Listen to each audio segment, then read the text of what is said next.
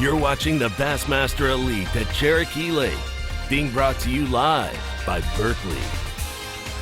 Let's say we go with about 3 more hours of Bassmaster Live. Final day action from Cherokee Lake. Bassmaster Elite Series stop number 1. We took a little break, and, well, it seems like something happened while we were away there as we look at our unofficial scoreboard. Jacob Wheeler has knocked their lights out. An incredible, furious flurry of fish catching that has totally changed the complexion of this tournament right now. We'll get into that. We'll show you what happened. We've got it all for you. It's all coming up over the next 3 hours. And can anyone catch Jacob Wheeler? Take a look at our Rapala 5 Live. The anglers we're covering today, of course, is going to include Josh Bertrand, 5th place, coming into this day. Josh Bertrand blisters them on day number 3 and comes out of nowhere to take the lead with 49 pounds and an ounce. Josh Bertrand trying to hang in on that. Exactly right. Solid tournament so far for Bertrand. From there, set, fighter, smallmouth, master. Very, very consistent, solid event so far. Right now, sitting on unofficially 15.5 pounds almost today. Set fighter coming in today in 4th place. Jamie Hartman, unknown to so many of us when this tournament started, his first outing with the Bassmaster Elite Series, one of the great performers over the past 2 years. Bass Pro Shops Bassmaster Northern Opens up there. Real stick from the Lake Oneida area and coming down here and shows he feels very, very comfortable catching smallmouth in the south. Exactly right. Also have a camera on Jesse Wiggins today. Jesse Wiggins, so consistent. And Tommy, the majority of the fishing world really wanted to and thought we were going to crown him today. Jesse Wiggins holding solid unofficially right now in 2nd place, but he is not the story of the day. Absolutely. The story of the day is this guy right here, Jacob Wheeler. Not a rookie technically, but his first year, his first outing in the regular season Bassmaster Elite Series. One time he competed against these anglers before, 2014 at Bass Fest on Lake Chickamauga, and devastated the field. Got something like that going on right now unless big changes happen out there on the water. We got 3-4 hours left of fishing, about 4.5 hours left of fishing actually, which a lot can happen. It's just numbers. It's going to make hard to make the math work there. I honestly, I thought there was a mistake. I thought something was going on with Bass Track. It's happened before, sure, where the numbers were messed up, and then I started getting texts that, hey, it's going. There is one of those massive, massive flurries. And Tommy Sanders, here's the best way to put it. Everybody needs to take notice of that guy right there on the Elite Series from here forward. All his fellow competitors have, that's for sure. We're going to take notice of what has happened by the first part of this day, the first half of fishing here on Cherokee Lake with our Toyota Midday Report. And Jesse Wiggins, of course, has been the story all week long. He has earned it. Super consistent, taking the lead in the early hours of each of days 2, 3, and 4. Yeah, and really, look, it's not that he's had a great day. I mean, he has almost 15 pounds in the boat, but you kind of got that vibe that it wasn't as fast and furious, that constant quality that we saw on days 2 and 3. Don't get me wrong, I think we actually saw his biggest fish of the week, at least from a smallmouth standpoint. One of his fish was one of the bigger ones that we've seen him catch. The problem is he has a couple small ones in his live well, a couple small 15-inch keepers. Oh, it's the biggest one of the tournament. Have to leave. And we don't know what this place performs like in the afternoon because he really hasn't fished it in the afternoon. For anybody at home for this Toyota Midday Report, he is not fishing his primary area anymore. Okay, all right, he's moved on. We'll get to that. We're going to get out to the water live with all these guys right now. But the big story before we get out to the water is going to be Jacob Wheeler. That's what's happened. The big time stuff that's going on right there. Jacob Wheeler, a furious flurry after a very slow start to the morning.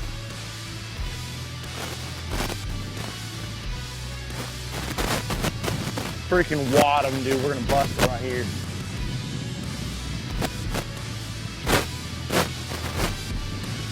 Gosh, another big one. Oh, get over here. Come on. This right here? Get ready.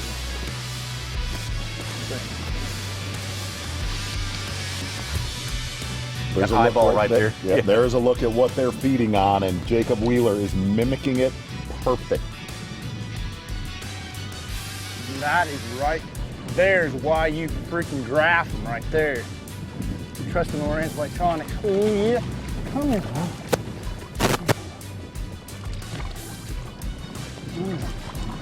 He's got that thing. Dude, if you've seen the graph, there's 100 of them down there. I swear to you right now, there's 100 of them. And they're all freaking 3.5 pounders.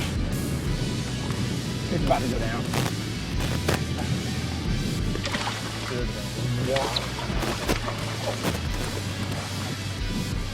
It's okay. Freaking 100 of them there.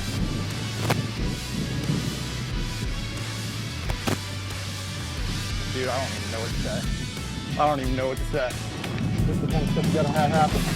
That's the dang stuff.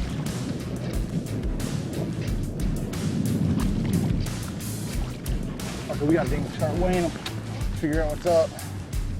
Freaking megas, dude. And there's 100 of them now. I'm talking a freaking 100 of them, bro. I think I'm kidding y'all. But I'm thinking, I thought they were coming up pretty quick with stripers. I'm like, we're gonna for sure stop on them. We stopped on them suckers, and it was damn for dang sure megawatt of them. Yeah, we got 17 pounds and 7 drops. 7 drops. After that all tracks, I'd hit that button and stayed right there, and literally, we gotta catch us a couple more though, dude. We gotta catch us a dang couple more. But that's how quick it can change. It's crazy.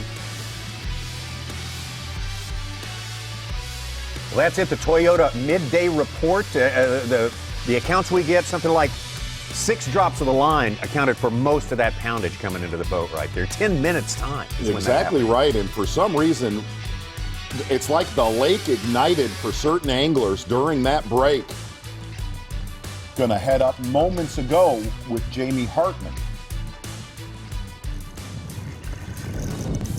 Yep.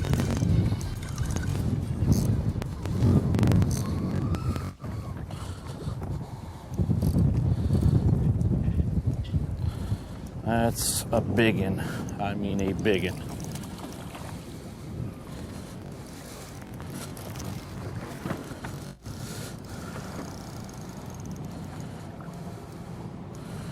That's right. Right back to the boat. Right back to the boat. Come on.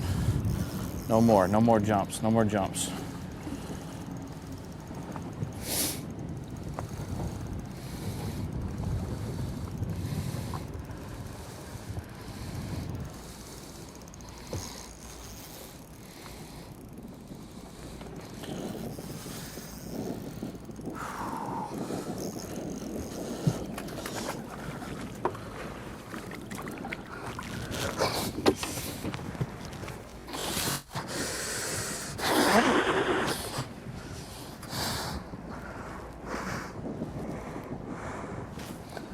Yes.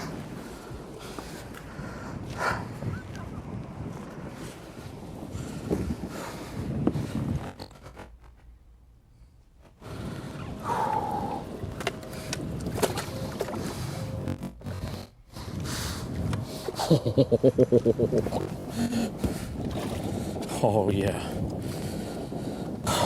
That's a good one. But Yeah, you big consider upgrade. this, Jamie Hartman, Big he's upgrade got about right there. 3.5 pounds to make up. He needs about 6 culls like that.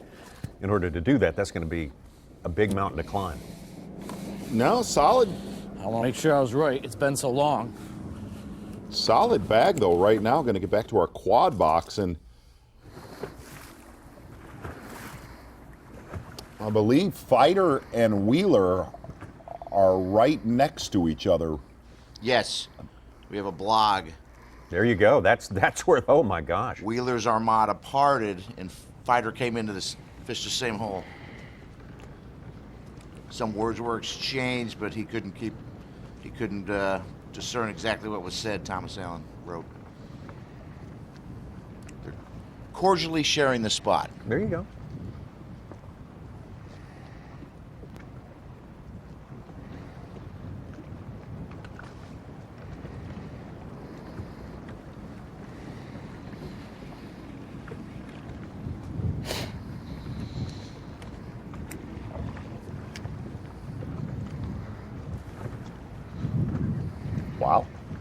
Come on.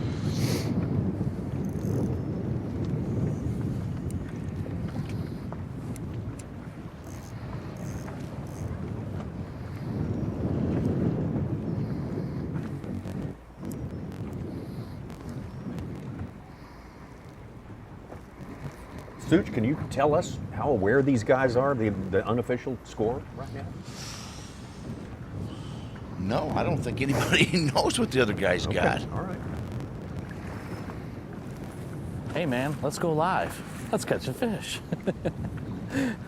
Oh, how perfect, huh?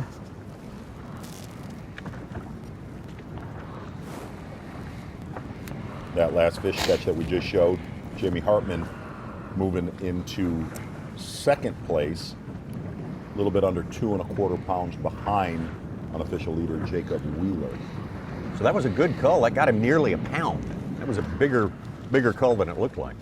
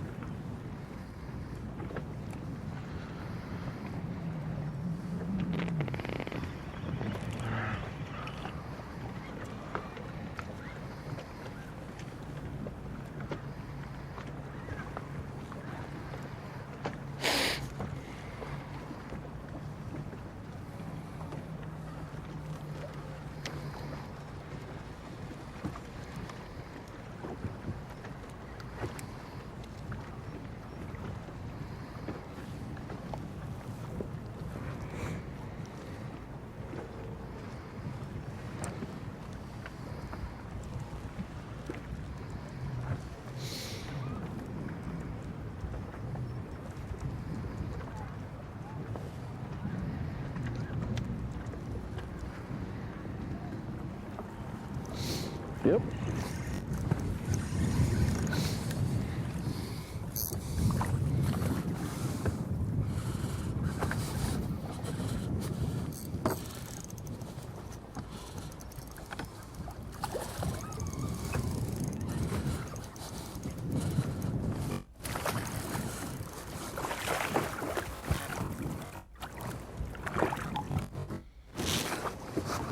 It's not gonna help.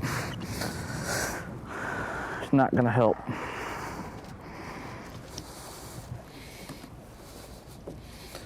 It's not gonna help. Nope.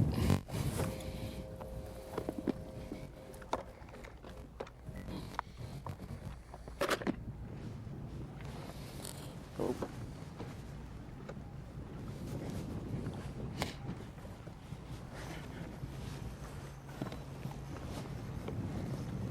Jamie Hartman, almost 16 pounds in the boat now. Jamie Hartman averaging better than 17 pounds, though, in this tournament. That is a strong effort, but he's got to find something bigger today.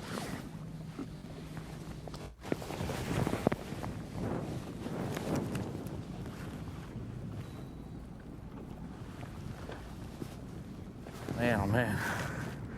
You take one of these casting rods and you pair it with this high seas braid, high seas fluorocarbon. Oh my God, the sensitivity is crazy. 30 foot deep and I felt them just suck it up.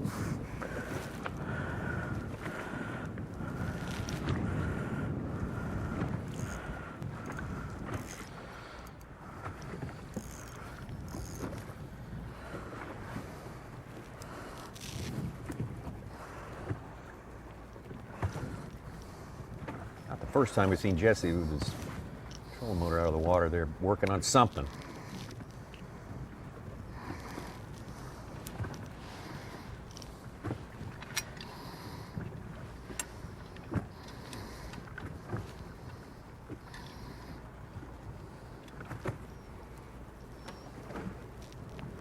Josh hasn't been here all week. I've not seen him here once.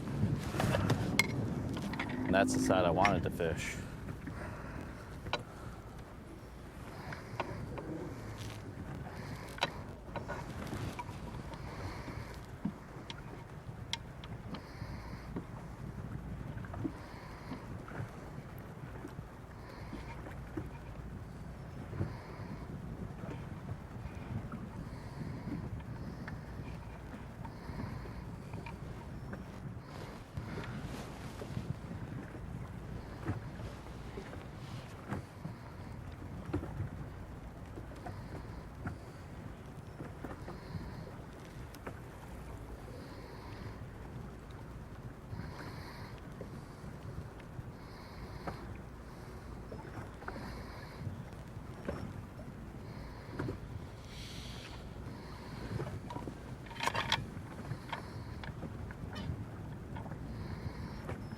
Dude, all day. I'll go back and forth, back and forth, back and forth. I don't care.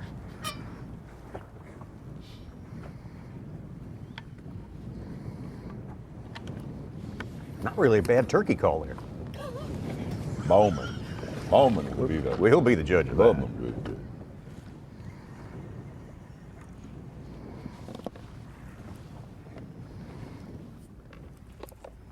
All right, Triton boat's on the line. Time to get out to Davy Hite again and get his take on the developments in the last hour, hour and a half here. Davy, I don't know where I'm assuming you're right close to the action and where it's happening right now. I can tell by the number of boats in the background, but man, what a turn of events we have seen.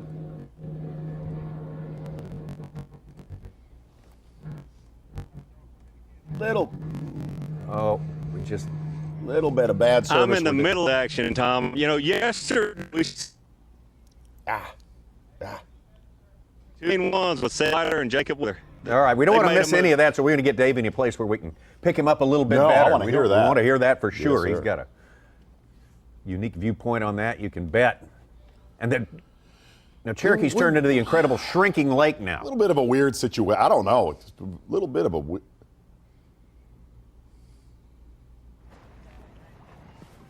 Pretty close to it.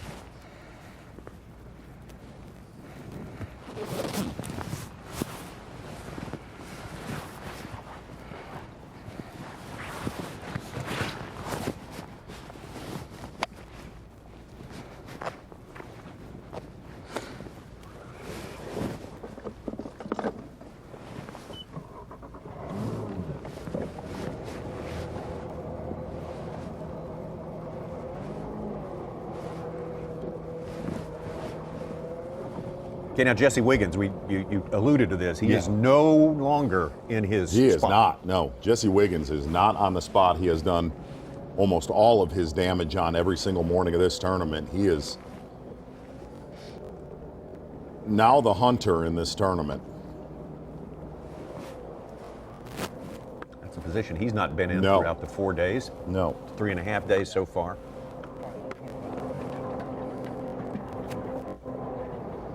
Davy Hartman, I'm telling you. locked up again. Freaking giant. Freaking giant. Freaking giant. Here, Davey. Oh, no. God dang. I can't get my hands on her. Yes. There it is, buddy. There it is. That's the upgrade I needed. I can't even get the hook out of its mouth. Oh my God.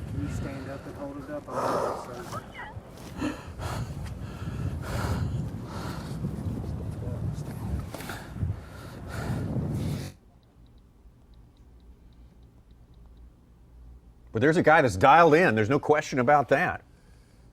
Somebody who's They're going to give. biting right now. They are. Not seen this at this time of day before. The first 2 days of Bassmaster Live. Jacob Wheeler earlier, Jamie Hartman now. I mean, you might have thought for a moment Wheeler had just up and left with the trophy, but What up, guys? Sitting here in a little hole, catching a few. You know, it's sort of crazy. So Fighter and I have shared this area with Adrian Arena and Dustin Connell.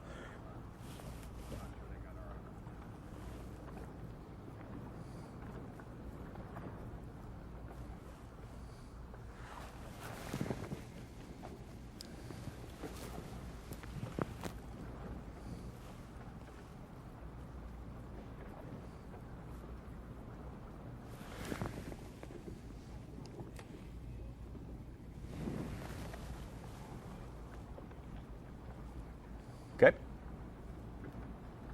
Go Triton on the line again. See if we can get a conversation going that we tried to get started with Davy Hite. And Davy, if you can hear us, man, tell us your take on what has happened in the last hour and a half, this incredible turn of events in favor of Jacob Wheeler. It really is, Tommy, and I'm right in the middle of it. I hope you guys can get some of this footage because this is awesome. We got Seth Fighter and Jacob Wheeler right here fishing real close together, and about 30 to 35 spectator boats following around. You know, almost everyone thought that Jesse Wiggins had this deal in the bag, but we saw yesterday afternoon, these two guys especially made a strong move. A lot of the folks aren't catching fish up in the day. Number one, Jesse Wiggins, he's had all of his weight by 10, 11 o'clock every day. These two guys made moves yesterday, up in the day, in the last couple hours, and they're doing the exact same thing today. Hey, Davey, this is a spot that Jacob Wheeler was just talking about that there was a pile of boats on this when we opened our coverage on Friday with Live on the Water. There was a bunch of boats in this area. But what I want you to break down, Davey, is we hear the benefits of pre-practice. There's a lot of guys that don't pre-practice at all. They refuse to do it. But when we listen to a guy like Jacob Wheeler say that he spent 2 weeks idling this lake, but idling the lake for 2 days sucks. Talk about doing that for 2 straight weeks.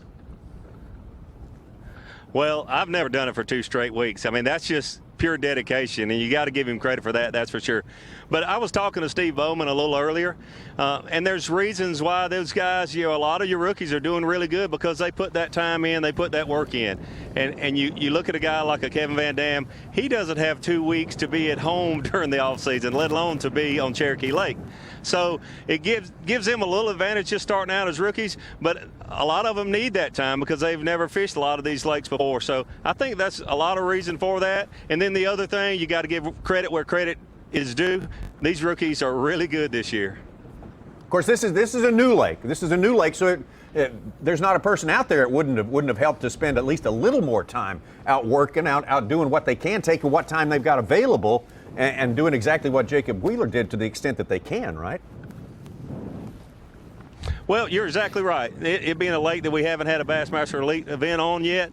But there again, you just can't create time for a lot of these guys that have been full-time pros for a while. They just have sponsor commitments, and they have to do things, get their new boats ready for the season, and just a lot of sponsor obligations.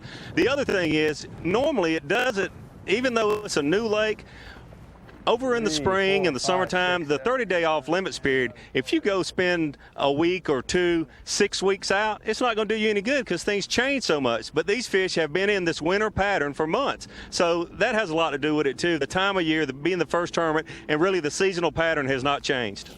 Davey, this is a spot that, like we said, we covered this Friday morning, and we never got to see this exact spot fire. And I mean, remember on Friday morning, there was 4 or 5 boats within 30 yards of each other. Avina, all those guys, yeah. What do you think has made this spot ignite finally here in the last 4 hours, final day?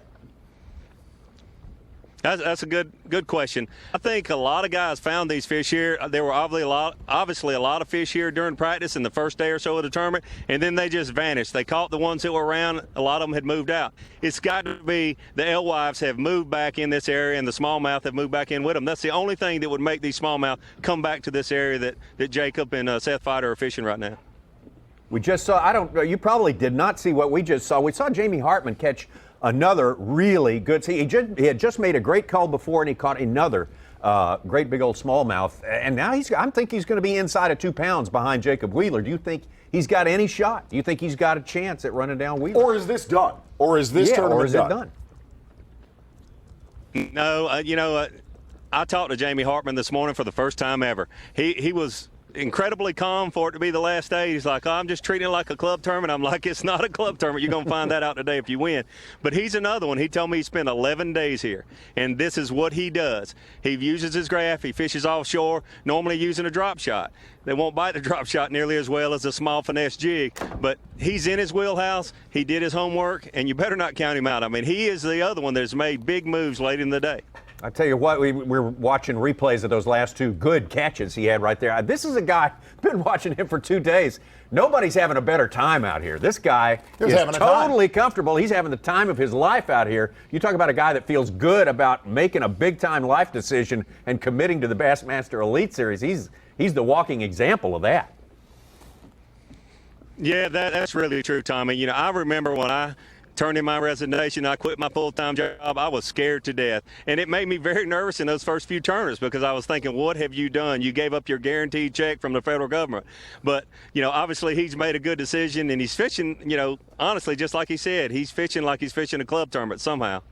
Which one of the guys that we are following throughout this day, especially when we go to our quad box, you got Jesse Wiggins, Jamie Hartman, Seth Feider.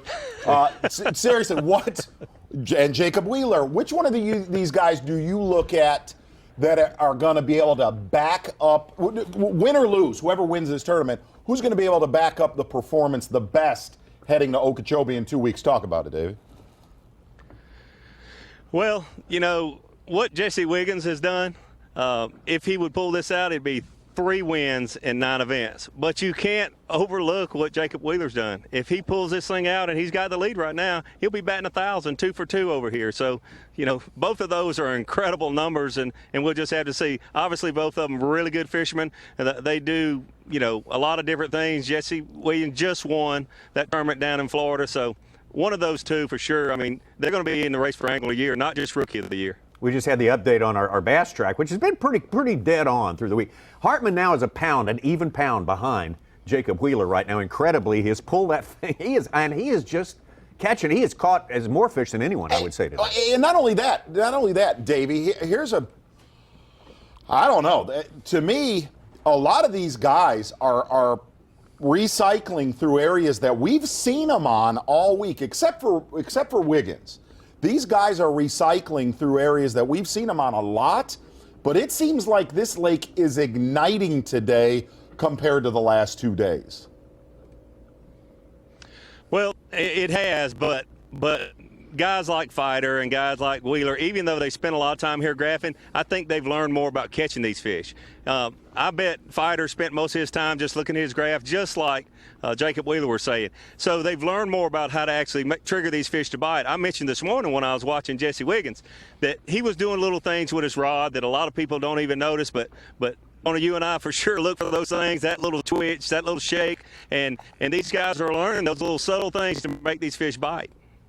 Davey, you're talking about just a few minutes ago about what you went through when you took the leap and gave up some security to come out here and fish with the best in the world. How many? And I know you know some of them. How many world-class anglers just couldn't get to that point? They couldn't walk out on that wing without a parachute. They just never did make that move. Well, that is a super question, Tommy. You know, there are great fishermen all over this country, but you know, the problem with making that leap is you've got to be young and maybe not have a lot of obligations, not have a lot of bills, not have a couple of kids at home, that sort of thing. So it's great to do it at a young age. Especially when I was, you know, the generation before these guys, when I was coming up, you had to save up enough money and you know, get financially secure enough to give it a shot for a year or two. And once you get to that point, in most cases, guys have good jobs that are so secure, and it's hard to take that step. There are a lot of guys that could compete out here that just never give it that chance. But the one thing that drove me, actually 2 things. My wife had more confidence in me than I had in myself. But the other thing with me, I didn't want to go the rest of my life saying, could you have competed against those guys? I was scared of not trying a lot more than I was scared of failing. I really was. My biggest fear was don't be 50, 60, 70 years old and have that thought in the back of your mind. Could I have competed against those guys? Made the right call. Great answer. Great answer. That was absolutely the right call. I don't know, Dave, if you heard us talking to Jesse Wiggins about that earlier. He outlined the way he did. He got himself a little bit more flexible job, saved up his money, got a better job, more high pay, to get himself a bass boat and start the journey to become a pro angler. This all happened way back in 2011. That makes me feel exceptionally old to think that all that happened in such a short period of time. It does, and the ironic thing about, and Tommy, I'm about to, you about said Jiggy Wiggins just like Zona, and I almost said the same thing. I think Jesse Wiggins definitely made the right call, you know, and if he wins this event, that's the security you need. I remember the first Bassmaster event I won, I could breathe a sigh of relief. I had a little money in the bank to go to the next year and maybe another year or so after that. When I quit my job at 27, the same age that Jesse is, I had saved my entire life basically, and I had enough money to survive out on the road, paying entry fees with expense and that sort of thing for 12 to 18 months. And when you put yourself on that short timetable, it makes it really, really tough. It puts you under a lot of pressure. Well, Davey, man, I can listen to that all day long. We want to involve you in something right now. We haven't pulled you in on this. Our Dick Cepek trivia. Dick Cepek Tires and Wheels trivia. Wow. You know Here what we I'm go. talking about. Let's get Davey in on this. Davey, you need to make a guess on this. Well, you don't need to make a guess on this because you already know the answer. Here's the question, Davey. How much did Davy Hite need to reach $2 million in B.A.S.S. career earnings before he took his leave and came over here with us? How much did he lack? Now, hold on a minute. If you look at A, B, C, and D, you're looking at $7.28. Dude, I'll throw you the 10 spot to make it. You look at almost 8,000, just under 10,000, or just over 11,000. Now, here's what I can tell. As everyone chews on that for a second. I want to know if Davey knows. I'm going to, yes, I guarantee you Davey knows. You know the exact. Davey, do you know? I know because my wife is an accountant and she told me about that's what I 3 wanted months to hear. ago. Okay. That's why I know. Now, here's what I'll tell you. Tommy, I don't do this, but I'm going to correct you on Sorry, something. Davey. What makes you think our partner in crime and coworker is completely retired and isn't going to hop in some wildcat? Yeah, that's Bassmaster why I said moved away. How much does Davy Hite need to earn? That's right. Yeah. How much does he need to? Yeah. I'm going to go with, I know Davey pretty well, and I'm going to tell you he's going to top $2 million because he's going to get in one of those opens to do it for his own mentality. Right. I'm going to say 98.0686. I'll go with that too. And You are correct. For the answer, let's go to guys Davy are right. Hite. That's it. You- Okay, we got it. We got it. 98. You David. All right, You David, bet. thank you. We're going to hit you again with some trivia a little bit later on, so stick around. We're going to hit Mercer with some trivia later, too. And Mercer's got some guests to talk to. I think we got a Brett Hite coming up a little bit later. Some good stuff to talk about. Deepwater specialist. Deepwater specialist. We don't want to take our eyes off, at this point, Jamie Hartman, who is making a charge to catch this guy who has made the charge of the day of the week, possibly. Jacob Wheeler with almost 19 pounds on this final day after a slow start of the day. Dude, you see the graphic 100 of them. One of the most dramatic turns, the most dramatic turn in this tournament so far. In pursuit, Hartman, Wiggins, and Fider. Got a lot more Bassmaster Live coming as we get closer and closer to the end of this first stop on the tour. The Bassmaster Elite at Cherokee Lake is brought to you by Berkeley, Hook, Humminbird, Mercury, Minn Kota, and by Nitro Boats.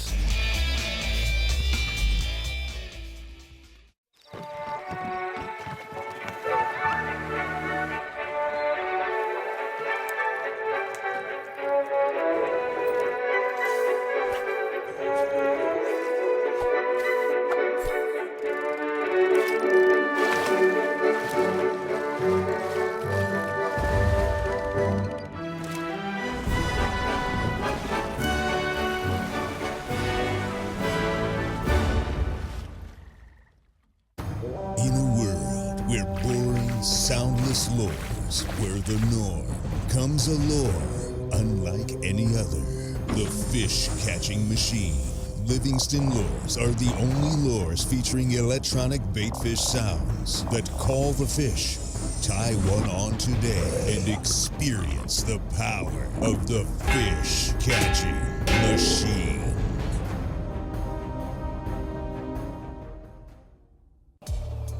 If you love bass fishing, then show your support by joining B.A.S.S today. Since 1968, B.A.S.S has been serving bass fishing enthusiasts with information and tournament coverage that make you a better angler. When you sign up today, you'll join over 500,000 outdoorsmen who love bass fishing. With your membership, you'll receive every issue of Bassmaster magazine, plus $50 in free gear, including a membership tackle bag, B.A.S.S cap, plus more. Log on to Bassmaster.com to join Bass today.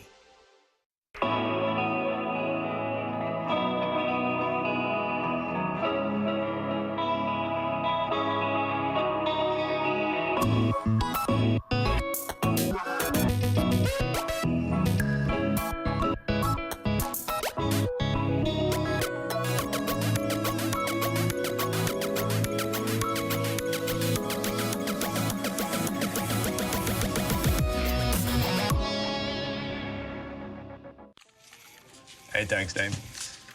Out of office? Oh, man. Hi, this is Skeet. Skeet, out of office? Dude, don't be mad because I thought of it. What? I gotta go. I got someone on the other line. Go to teamgtfishing.com to check out my real job. We're supposed to be working. I am working.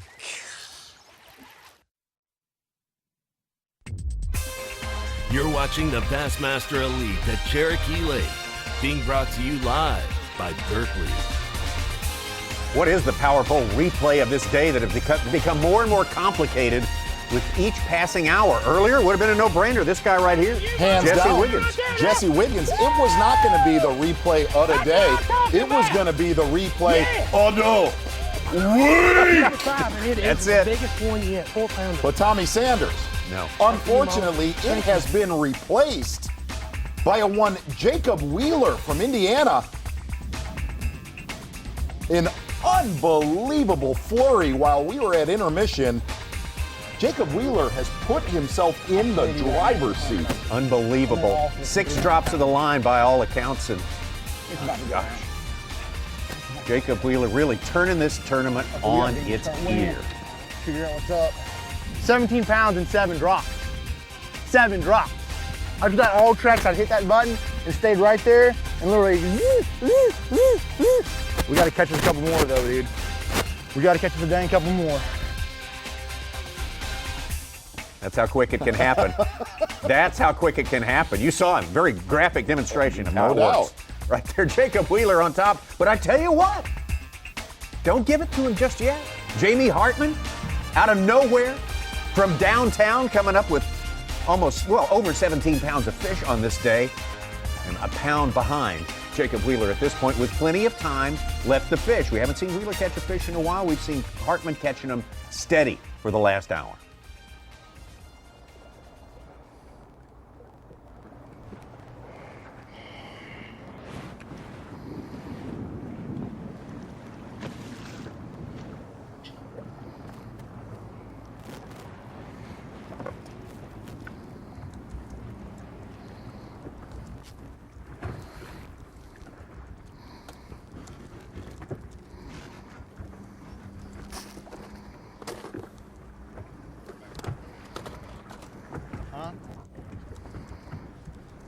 Yeah. That's why I just broke that one off. I was letting him settle that down. Freaking jack him up.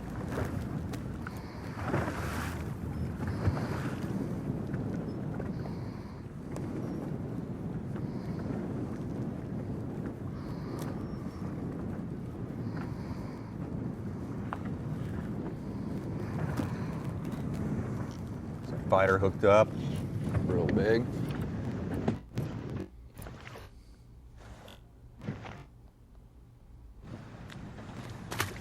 Not a good signal there, but I can tell you that was not going to be a keeper, not a player.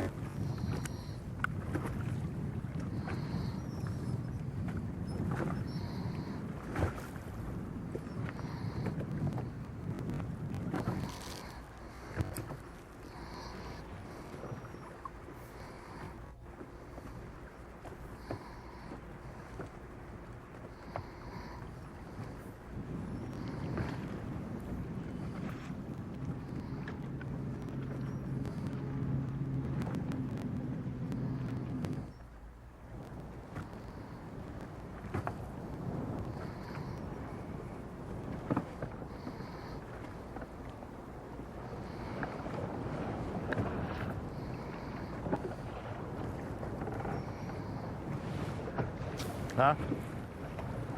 What's that? Oh, I thought you said something. I'm hearing things.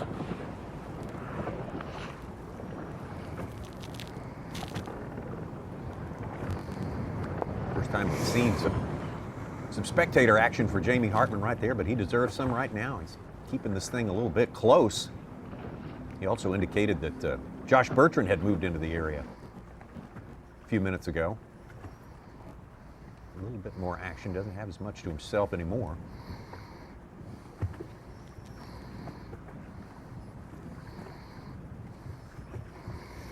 Just had one come up on it again.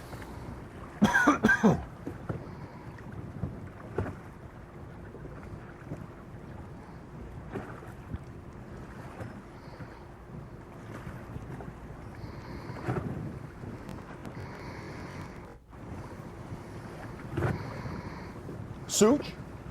Yeah. Anything going on the hashtag trending?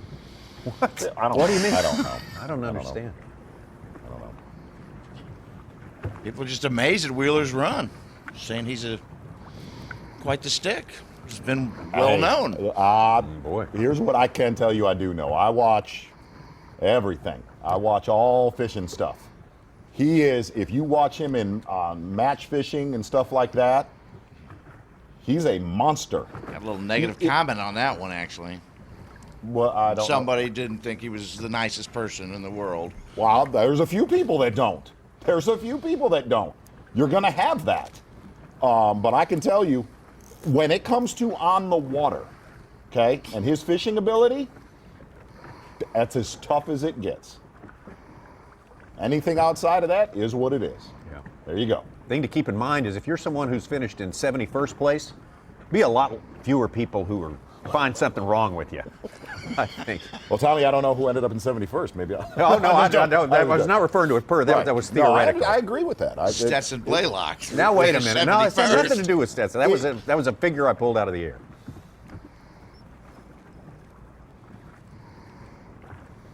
He's been in 24 B.A.S.S. events. Of course, winning B.A.S.S Fest in 125 grand, the Classic. He's had a couple runner-up finishes in Opens. Cashed in 18 of his 24 B.A.S.S. He made an interesting comment to me on the phone the other night. I talked to him at length, about how he approaches tournaments, how he approaches practice, whether his competitors like that or not. His exact words were, I am not here to make 100 friends. I am here to make my living. There you go. Win fishing tournaments. Verbatim what he said. You got to keep a few friends in case your boat breaks down. Yeah. Right? Canal, yeah. Okay. Pillow fight! Sorry. Watch this move. I'm the captain now. Oh my gosh. Somebody asked earlier if they could look at Bass Track, and I just found the rules that, yes, in fact, you can. You can. Use your phone for Bass Track, but not for looking up anything about catching fish. So, still, we don't know who's Yeah, who's I don't know looking and who's not. who's ever. Is that knowable? Can you find that out? You're the investigative genius. Well, I'm not out there. Okay. We get our folks. Yeah, maybe if we hear it now, they may send something in that. Oh yeah, Jamie Hartman's all worried about it. He knows he needs another pound.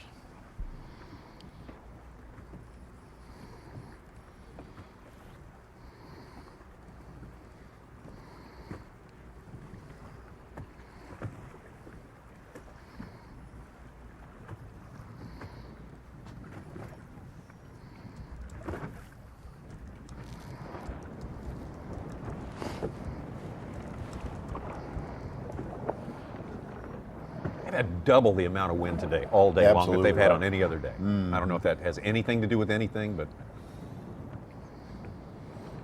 And the forecast said rain around noon, and it doesn't look like it's hitting.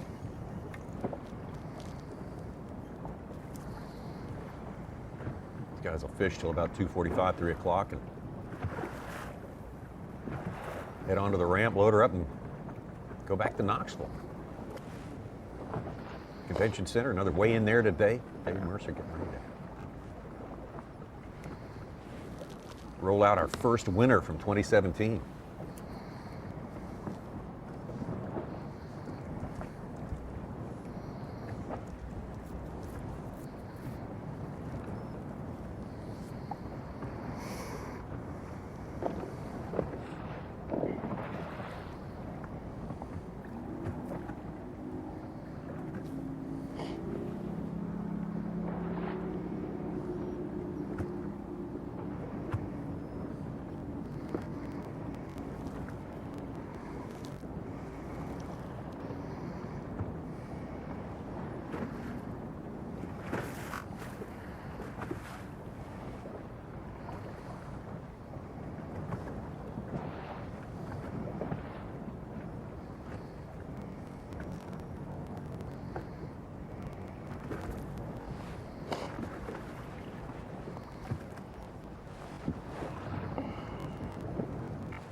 Let's go.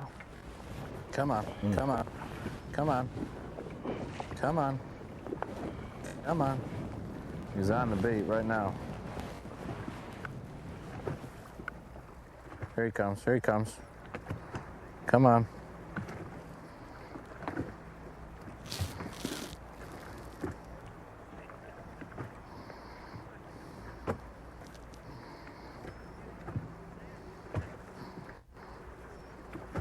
Swinging at it. There he is.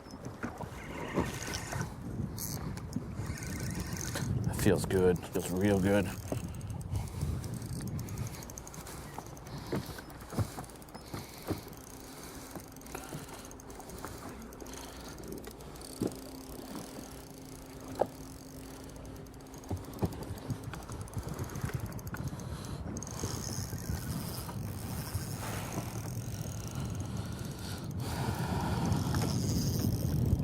How's he doing? He just knocked his head on the damn bottom of the boat.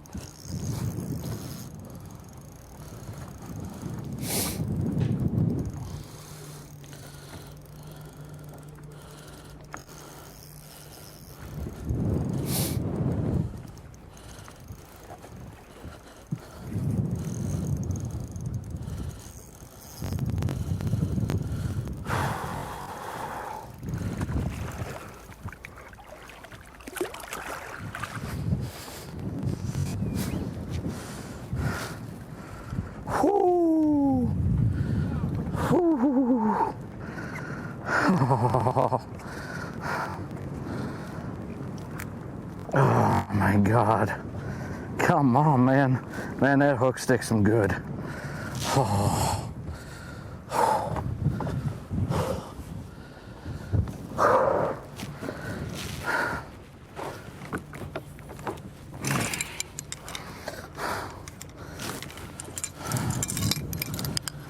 Let's see if he helps.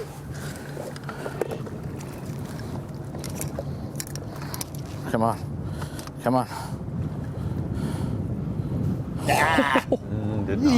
Barely. Just barely.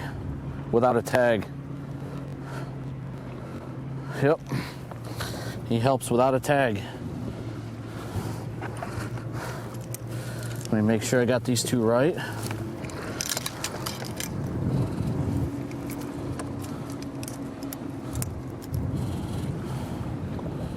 Yeah. No, I did not. And it could come down to that ounce. Oh, absolutely. It could absolutely Before come. It's heavier. That one's heavier. That one's staying.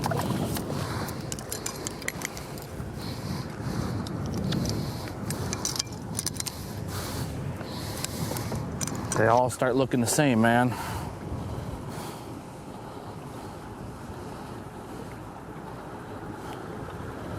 That's him. I can't tell, it's freaking wind.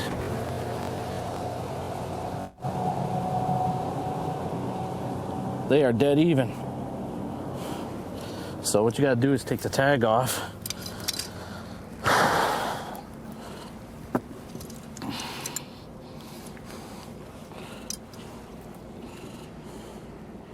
And you see who's bigger, and that's the new one. The new one is bigger.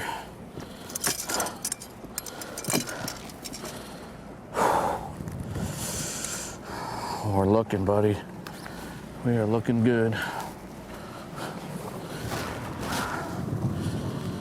Oh, man. My God, that fish is so fat, too. He is so fat.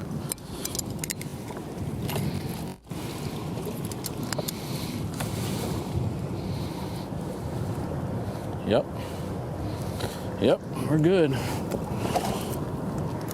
We are good. These ones I think I already did. Oh my God, ain't that number two? It ain't number two. Call and process, man. Every ounce counts.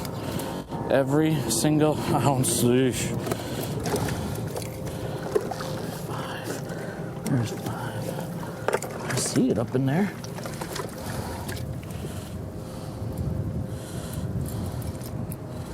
Oh my God. That's 3, 4,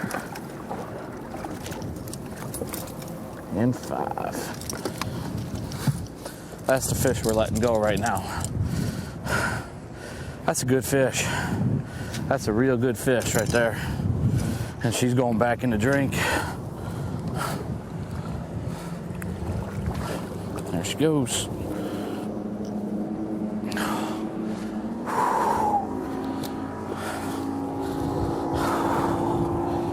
What a decision to come down here, man. Oh my God. Every fish has been an upgrade. Every one of them.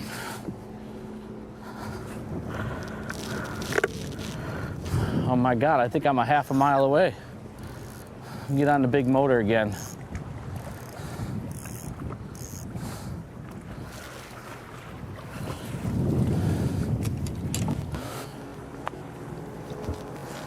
Let's go do it one more time.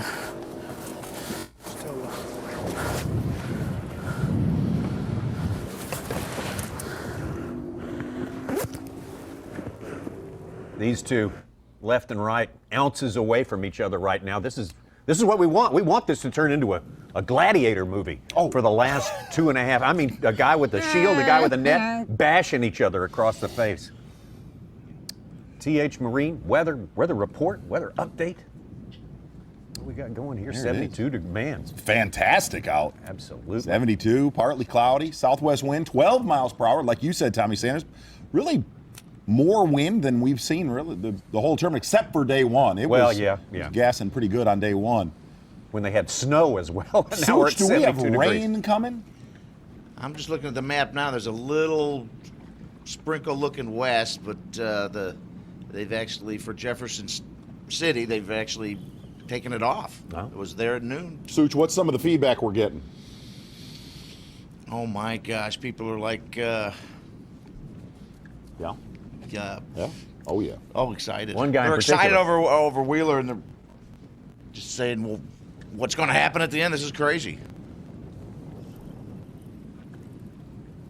We're not gonna head down there until like 2. 1:30 probably.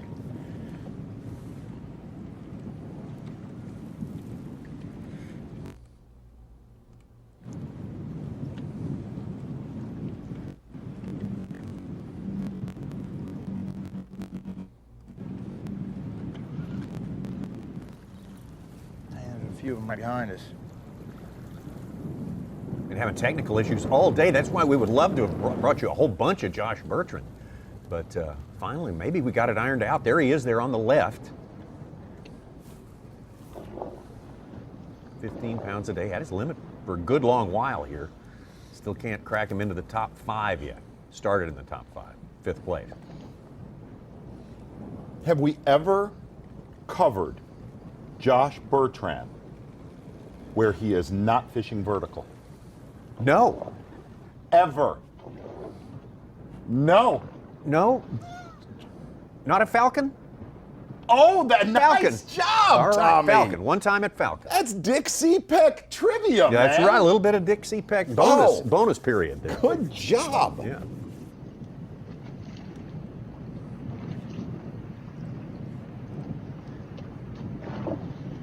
He was fishing in a creek on Falcon. Yeah. Down in the Salinias that I would advise not go. Not go. Not to go. right Yeah. now. I didn't No. want to even go watch him No. fish there. I had been there about 30 days ago. Don't go in that creek.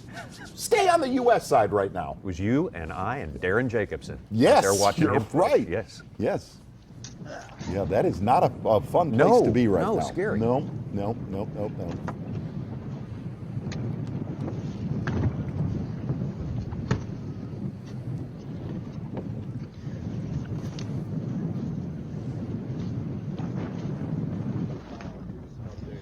All right, this morning's been pretty good. We started on the spot where I had caught him pretty good yesterday and got a limit real quick. Had a limit by probably about 8:15 and had a few pretty decent ones. Ended up catching a pretty decent bag off that spot. Nothing crazy, probably 15 pounds. And we've been bouncing around since then. And They're just biting day. I haven't looked at Bass Track, but I have a feeling pretty much everyone's probably catching them. I've caught them off every spot we've gone to. We've gone to, 6 or 7 other spots and caught fish off of most of them. So they're biting, and I'm having a blast. I'm just trying to get that 1 or 2, fat 4+ pounders. Right now the biggest one we have is maybe 3.5, and they're all between 3 and 3.5, and it's just hard to get that giant here. But I know they're in here. I know one of these places might hold a chunky 4.5 or something like that, and that's what we need right now. But we're gonna run up lake here and see if we can't find some. I don't know what the problem was before. That's a great picture, Josh Bertrand. Perfect. Yeah. So we look forward to seeing more of him through the course of the afternoon. Maybe he can mount some sort of charge. He's got a ways to go. Yeah, a long ways to go. 6 pounds back. Still 15 pounds on the final day. There's no reason for him not to think he's doing well in this thing.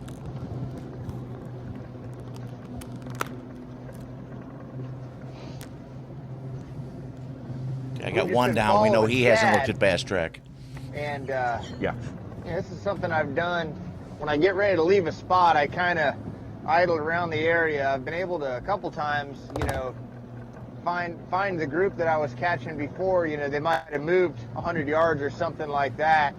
So, every time I'm getting ready to leave a spot, I just kind of idle around, check a couple of the other ditches and points and holes, and see if I'm just barely missing the fish. But it doesn't look like there's anything here. We're gonna have to make a big move.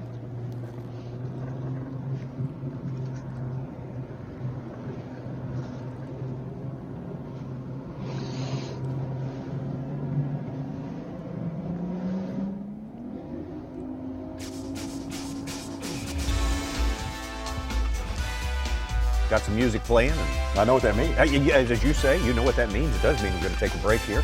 Still 2 more hours left to go on Bass Live. We got a game on now. Yes. Jamie Hartman trying to pull one together, a big fight for all of us to enjoy, down to the final ounce maybe.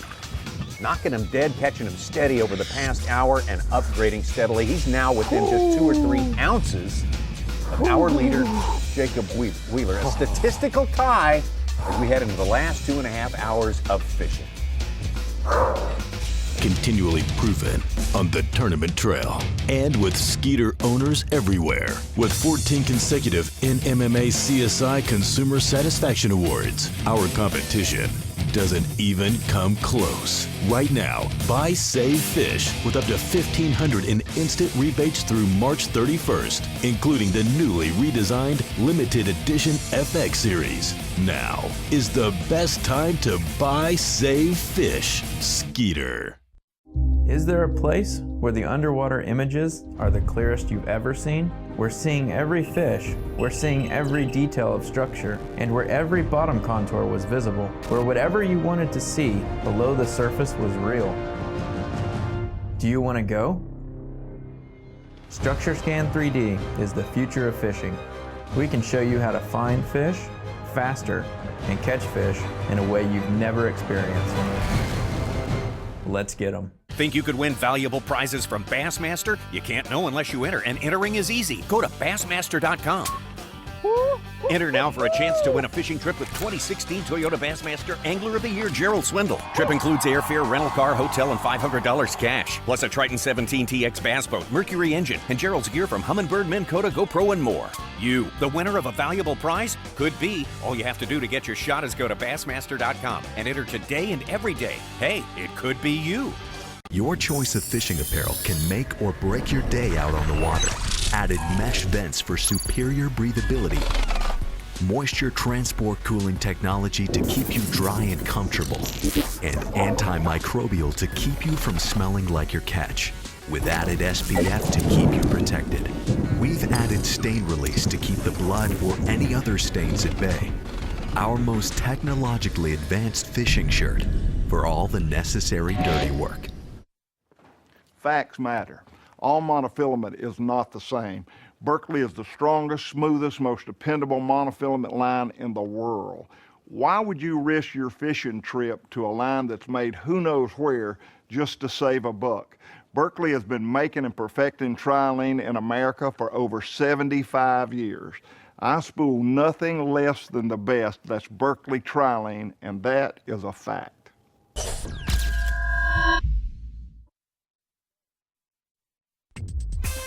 You're watching the Bassmaster Elite at Cherokee Lake, being brought to you live by Berkeley. 12 anglers out there on this final day into the afternoon, the final half of this day. Let's give an update on where they are as we take a look at the Humminbird Lay of the Lake here at 12:30 p.m. Eastern Time. Exactly right, Tommy Sanders. We fly up the lake from the dam. Our takeoff right near the dam. Getting a good look at Seth Fighter. He's been kind of jumping around all day long. Jesse Wiggins. Jesse Wiggins has been jumping around all day long. Of late he has, that's for sure. There you see Jamie Hartman on the inside of that series of islands. Jacob Wheeler on the outside of those islands. This has been a popular spot all week long, and here's the beautiful thing. Let's look at, we have talked about wintering holes and depressions. Well, when you look at that Lake Master mapping, that is exactly what Jacob Wheeler is fishing. And so many anglers, here's what's wild about this. They crushed them here. They crushed them here on day number 1, and this spot has kind of died out. Day 2, day 3, not a lot of action. In fact, day 2, we started here. That's right. Our show started right here, and it was dead. Guys were fishing about 15 to 30 yards apart, but that right there, that depression, that has been the magic on Championship Sunday, and this was just moments ago. We can get pagan.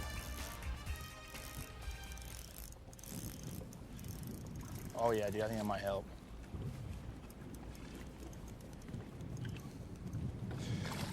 He's gonna be close, isn't he?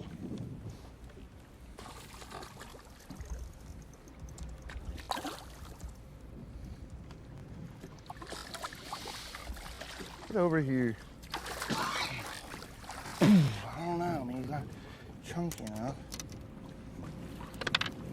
Show us how they go. Show us how they go.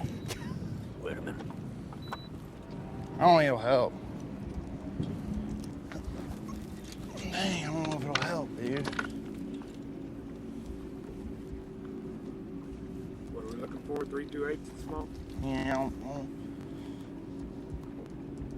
Nah, he's 320. Gosh.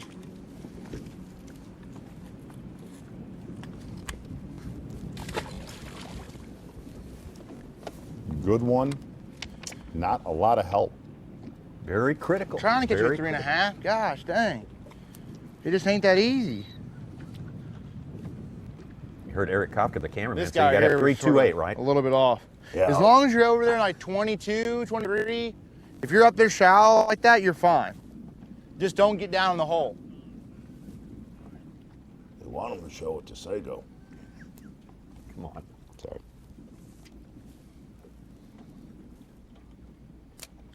So as long as you stay out in like 22 and stuff, you're fine. Just don't get Deeper.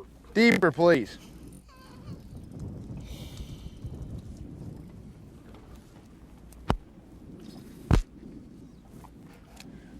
Today's weight's 18.8 estimated for Wheeler, 17.15 for Hartman. What about it, boys? Any cull is, well, it's not likely. I mean, it's a big ask. You got to do something I extraordinary. don't have 18 and a half. 17 and a half. Wheeler Just started the FYI. day 6 ounces behind Hartman's second place weight. Freaking dumbass in the back. Can they hear us? What happened? Were they talking about the studio? Wheeler? Had to be. Wheeler? Had to be. Did Wheeler say that about us? Had to be. I would agree with them. Yeah, I just didn't know they could hear us.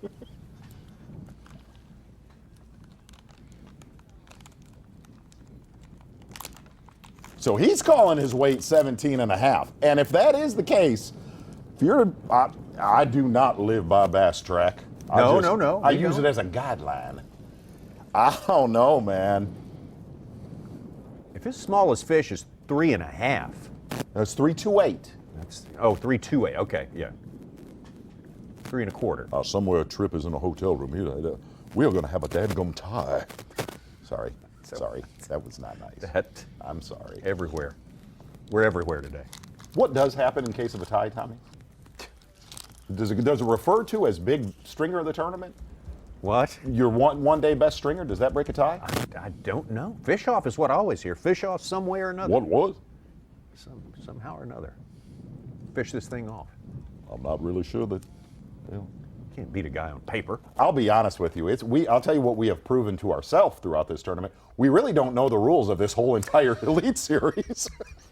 We got a clear idea of the rules. They're just not the right ones. Oh.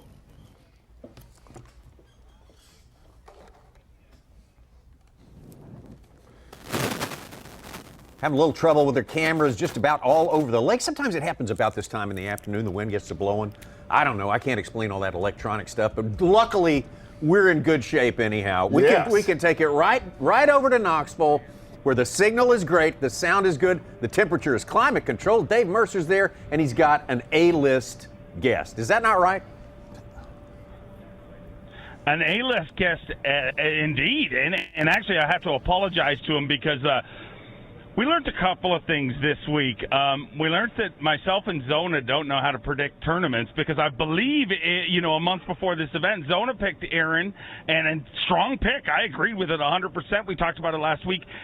And I picked this guy. Well, Zona did better, I guess, because Aaron made the first cut. But what in the world are you doing here? You are one of the most foremost, graph anglers out there. You pride yourself in that.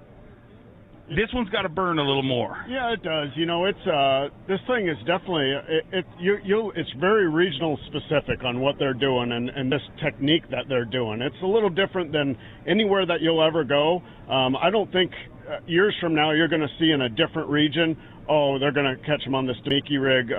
Literally just holding the bait a foot or two off the bottom, and the fish are coming up and actually getting that bait. So it's definitely a regional specific style of fishing offshore. I just never found a really big school of fish like these guys did. But if you look at them over the last couple of days, the leaders, they've all been in one pretty general section of the lake is where it's really been going down. One of the things that amazed me watching them, as you said, when you say just holding the bait, I mean, it literally is. When you're watching these guys as far as coverage, it is the most boring thing in your life. You're literally watching guys just stand there. And several times on day one, I said to Davy, let's go put a mirror under that dude's nose and see if he's still alive. Because if you move that bait any which way, and every single angler, we've been getting calls from people saying, man, I moved the bait too much. Because you watch all of these guys. Is that an incredible, is that just a commitment that most guys aren't willing to make? It is a grueling way to pass the day.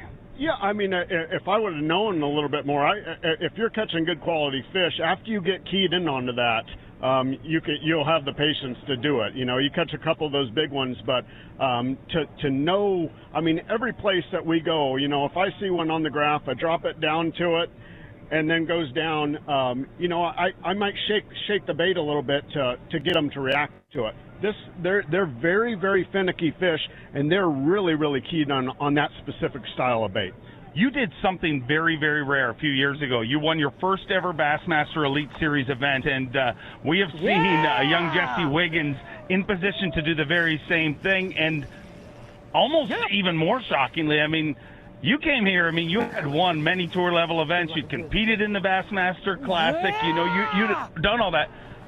This, 27-year-old kid, how is he doing this? And how amazing is it to you to see him never buckle under this pressure? It's pretty impressive. Obviously, you won an Open last year and then started the year off, an impressive win at the Harris Chain, fishing completely different than anybody else was at that tournament, and then coming here and just absolutely dominating the tournament. Mostly on one spot. He's obviously the real deal, and I'm sure we're going to hear a lot more about it. But it's got to be a pretty special week for this kid, and it obviously he's putting a show on, and he's got a shot to win. Talk to me about the rookies of today, because covering the event, it seemed like every single year they really do get better and better. Talk to me about the difference between today's rookie and when you broke into the sport. Yeah, you saw rookies when, 17, 18, 20 years ago. It took a little while for guys to get, familiar with a lot of versatility in different waters. And I think this right here, what we're doing, these younger anglers can actually watch real-time fishing, tournament fishing, and see how the veterans react to different situations. And I think that's what's making them a better tournament angler right off the gate. It really is paying off. And if you look at Jesse Wiggins earlier this morning, I believe that footage was from yesterday, but it didn't end up hurting him at all because he kept on catching them. But today, a different day for him. I mean, he is definitely catching them, but it seems like the entire lake has come alive. I mean, one of the first things, in our first report on Bassmaster Live, I said, this feels like that day. Every angler around the world has experienced it. You pull up to the ramp, you're backing down, and you get out of your truck, and you're like, they're going to chew today. Is that almost a nightmare for Jesse Wiggins trying to hold off these 11 other anglers? I think it is. I mean, you look at the conditions out there. It's it's in the mid to low 70s, with a nice breeze and partly cloudy. I mean, it doesn't get any better conditions from being in a very cold tournament at the beginning of the tournament, and then having this big warm trend with a warm breeze. I mean, it's almost flip-flops and shorts out there. I mean, it's completely changed from high of 37 on the day number one to mid 70s today. It really, I mean, the coldest point of this tournament was 22 degrees. It's a 49-degree temperature shift, which is insane over these last few days. Can Jesse Wiggins pull this off? I mean, he's obviously at a bit of a deficit here, but how amazed would you be if he did pull this off from one area? Just milking one area. Well, that's what we all look for, the glory hole. Like I heard you talk about earlier. I heard Davy talking about it earlier too. Yeah! When we go out to one of these structure tournaments, we're looking for that one secret spot that nobody else found, and that is going to consistently hold up throughout the week. And it looks like he's found one of those spots. If he can just catch a couple more of those real key bigger fish, I think that's gonna give him the championship. A guy that basically a lot of people wondered, will he be around the Elite Series as we wound down last year? And he came alive after the final two events of the year, and that is Seth Feider, and he has not looked back since. Confidence, such a key in this sport, and he is a prime example of what it is, and also going to bodies of water that match your strength. Sure, yeah, he has. I mean, Seth's a great fisherman. I think we're going to see him progress. As I heard Zona talking about how's he going to progress a little bit later in the season when we go to a big largemouth factory. But I think you're going to see him progress as his career goes along. But the last two tournaments of the last season were right in his wheelhouse, real close to home. And then we start off a tournament that's obviously he's a smallmouth guru and really understands what's going on. If Seth Feider can put it together for those middle of the season events, those largemouth dominated events that we're going into now, it could be really scary as we wind down the season. Waddington, Champlain, of course, Thousand Islands, and then, or not Thousand Islands, but Lake St. Clair, and then heading up to Mille Lacs, back home, where basically he might as well call it Mowax, because that's what he did to the entire field last year. Yeah, it's if he can get through that middle section before we head up north, he's going to be a contender for AOY, especially getting a good start on points. I'll be playing catch up for the rest of the year, but it can still be done. But he's looking impressive for this season. One of the crazy things about this sport is how it turns people's lives around and how much they have to commit to being successful at this sport. We're looking at a guy, Jamie Hartman. I mean, Jamie Hartman fishing his first Bassmaster Elite Series, and another guy like Seth Feider, an absolute smallmouth stud. So look out for him as the season progresses. But the thing about him that's amazing is he's all in. He told me this morning, he says, I'm a gambler and I'm all in. He literally sold his house, bought a storage unit, took everything he owns, put that in there. He is living full-time on the road. When you hear things like that, as a married man that, has to go home, does that almost make you feel like, guys like that are making too much of a commitment and putting me at a disadvantage. You know, I mean, he's trying to start his career, and you know, it costs a lot of money to come out here, and without the good sponsors that a lot of these younger guys don't have yet, you're going to have to make a big commitment like that. And you know, my hats off to him is to you know, to do that and make that commitment and really put all his eggs in one basket, and hopefully it works for him. You know, it obviously it's working the first tournament of the year for him. Speaking of working, the guy who had to do a whole bunch of work yesterday, Jacob Wheeler, had nothing but problems basically yesterday. Started off the day by backing his boat down the ramp and saying, I got to pull it out because he had electrical problems. Those problems he thought were cured. He put the boat back in the water, went back fishing, but obviously after a few hours had some more problems and joined another angler in a boat. And tell me, where are you at with that? You know, it was weird. On Sunday, prior to the tournament, Tripp goes over all the new rules and kind of highlights certain phrases, and he went over that rule specifically. That was in the meeting, and I kind of put a mental note into that. And, you know, some guys at the meeting are off in la-la land and really not paying attention, but obviously Jacob's read the rules. It's completely legal to do. I don't really know if it's the right rule right now, but you know, it is going to be there for the whole season. And he, you know, he played by the rules and understands the rules, so it's legal. Hey, he took the rules and used them to his advantage, and I got to imagine every Elite Series pro is aware of that rule right now. If you weren't listening to the meeting, Jacob Wheeler said, hey, listen up, and he taught everybody a lesson, and that's it. That's the angler Jacob Wheeler is. I mean, love him, hate him, no matter where you're at with him. I mean, he's a no-holds-barred guy who takes every advantage he can to win, and that's why he's made millions of dollars bass fishing, and he's not even 30 years old. I mean, I'm going to tell you, when he leaves this sport, he's going to leave a major mark because of the way he fishes, and he represents a new generation. He does, yeah. You know, I mean, there's no doubt Jacob Wheeler's a very, very talented fisherman, and you know, he just uses the rules to his advantage. And love him, hate him, whatever you want to do, he catches fish and is very productive. I'll tell you one thing that loves him, and that is fish. What we could see here today, if this follows through, he's fished 2 Elite Series events. I mean, we've all been talking about Wiggins, and basically half the crowd was ready to give him the trophy. And what he's doing is amazing, but he's fished, if Wiggins wins today, he's won, 4 of his 9 Bassmaster events he's ever fished, 3 of his 9 Bassmaster events he's ever fished. But Wheeler wins today. He's won both the Elite Series events he's ever fished in his life. How crazy is that? Yeah, he won at Chickamauga at B.A.S.S a couple of years ago, and then, you know, comes in here, obviously spent a lot of time practicing, and, you know, it's paid off for him. He's on the right fish, you know, but it really, I think in the last, you know, 2 or 3 hours of this tournament, just with the weather getting right and the conditions changing, and just really warming up, I think you're going to see some people catch some real big ones that are going to make the difference in the long run. I'll tell you what, if I was Wheeler, I'd quit. I'd be done. I'd be like, I batted 1,000 to won a couple of elites, and I'd be in Boca Raton growing a beard. But I like to pay attention to patterns, and what I always pay attention to the guys that make the 12 cut. And one of the most astonishing patterns happening here, and I got to talk to it about you because it's a product that you were involved with, is that Ultrax trolling motor. 8 out of our top 12 are running it, and we're talking about an event where they basically can't move.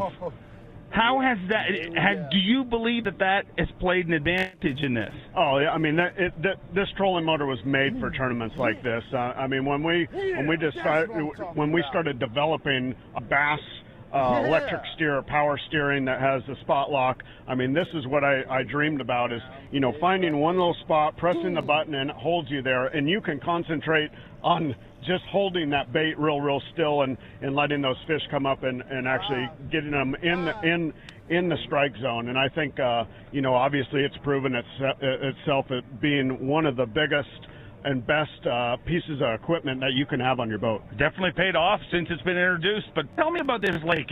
first-time viewers watching this, give me a breakdown of what Lake Cherokee is. You know, it's what I would call a highland reservoir. It's a deeper, clear water reservoir. Not super clear. I actually come into this event, I thought it was going to be a little bit more clear water. It has a little stain to it. You know, maybe you can see about 2 or 3 feet in some places.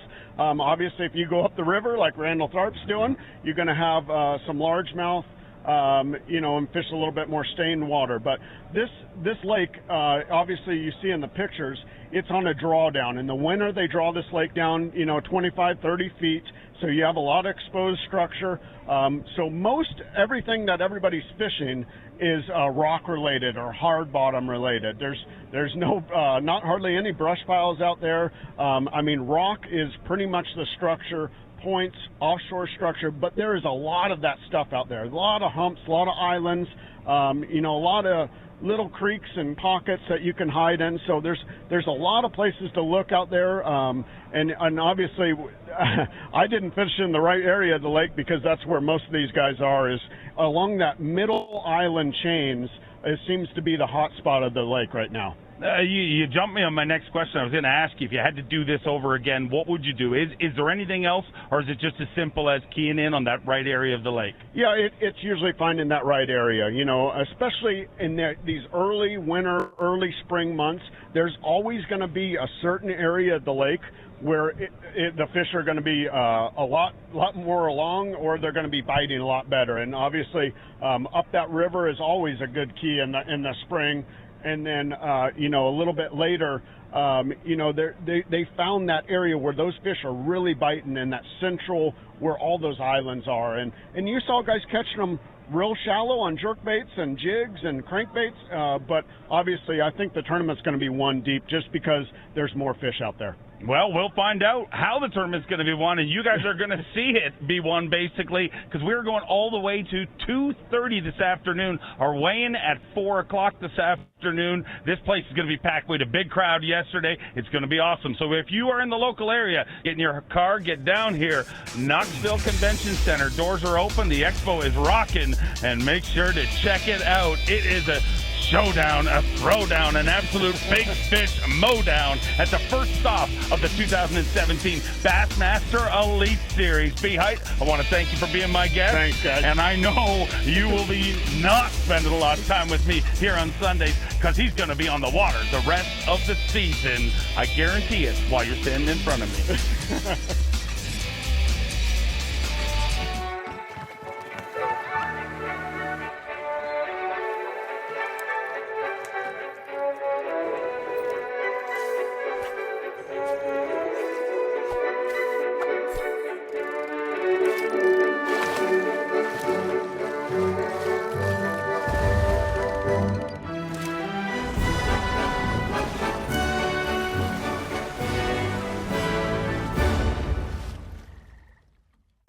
In a world where boring, soundless lures were the norm, comes a lure unlike any other.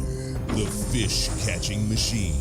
Livingston Lures are the only lures featuring electronic baitfish sounds that call the fish. Tie one on today and experience the power of the fish-catching machine. The competition is fierce, and the prizes are huge. The only thing missing is you. Fantasy Fishing presented by Toyota. Sign up for free and face fans from across the nation. Grand prize winner receives a Triton Yamaha package, including a Triton 189 TRX. MSRP of $37,293. The Classic and each individual Elite event winner will receive $2,500 Bass Pro Shops gift cards, with the runner-up receiving a GoPro Hero 4 Black camera. Sign up and pick your team today at bassmasterfantasy.com.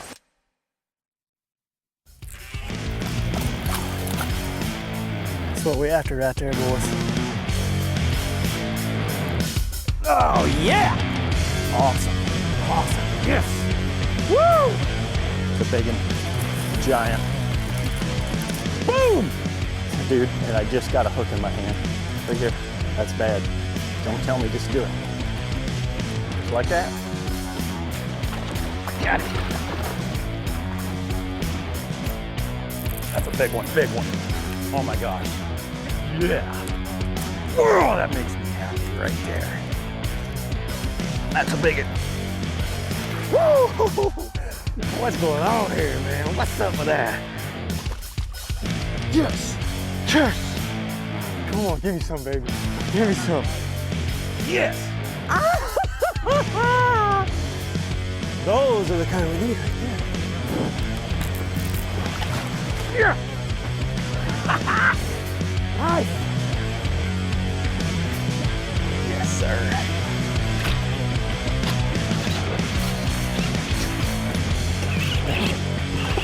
He's got it good. Get in here! Bam! Hell yeah! About time! Yes! There's a good one. There's a good one. That is a good one. Get in. Get in the boat, Big Daddy. That's a giant. That is a mega bass. Get her in the boat, boy. Give me some of that camera, guy. Yes. Yes. Freaking giant.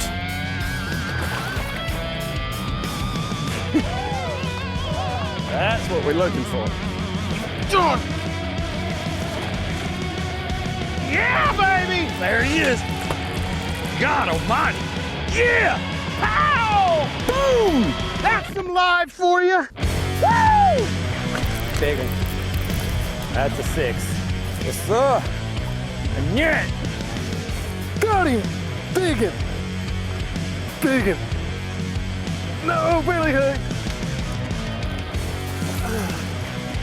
Woo! Look at that fish right there with the chunk, baby. Got him.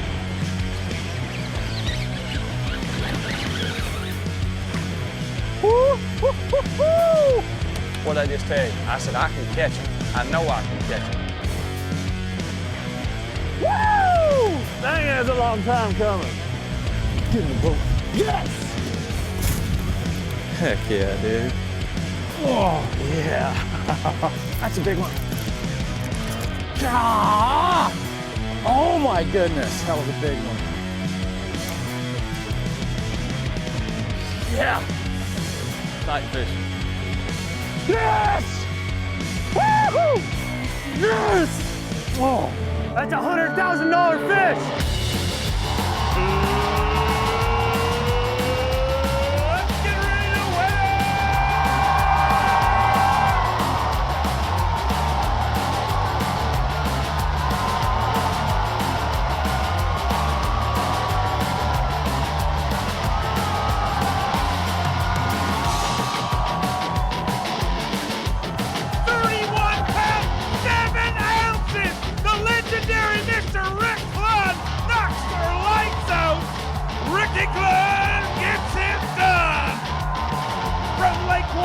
South Carolina, Britt Myers! 5 pounds, 13 ounces! Britt Myers amasses them in front of his hometown crowd! Your champion, ladies and gentlemen, let me hear it for Randall Tharp! 16 pounds and 2 ounces! The Honey Badger hammers them on Championship Sunday. Get loud for Takahiro Amore. 16 pounds, 10 ounces. Takahiro Amore, your champion from Kalamazoo, Michigan. KVD, Kevin Van Dam. 21 pounds, 6 ounces. KVD gets it done with win number 21. The Hack Attack whacks them on Championship Sunday. Your champion, Greg Hackney. 12 pounds, 10 ounces. KVD gets it done. 19 pounds, 13 ounces. Justin Lucas lays the lumber to the Potomac River. 12 pounds and an ounce. Defoe is an Elite Series champion.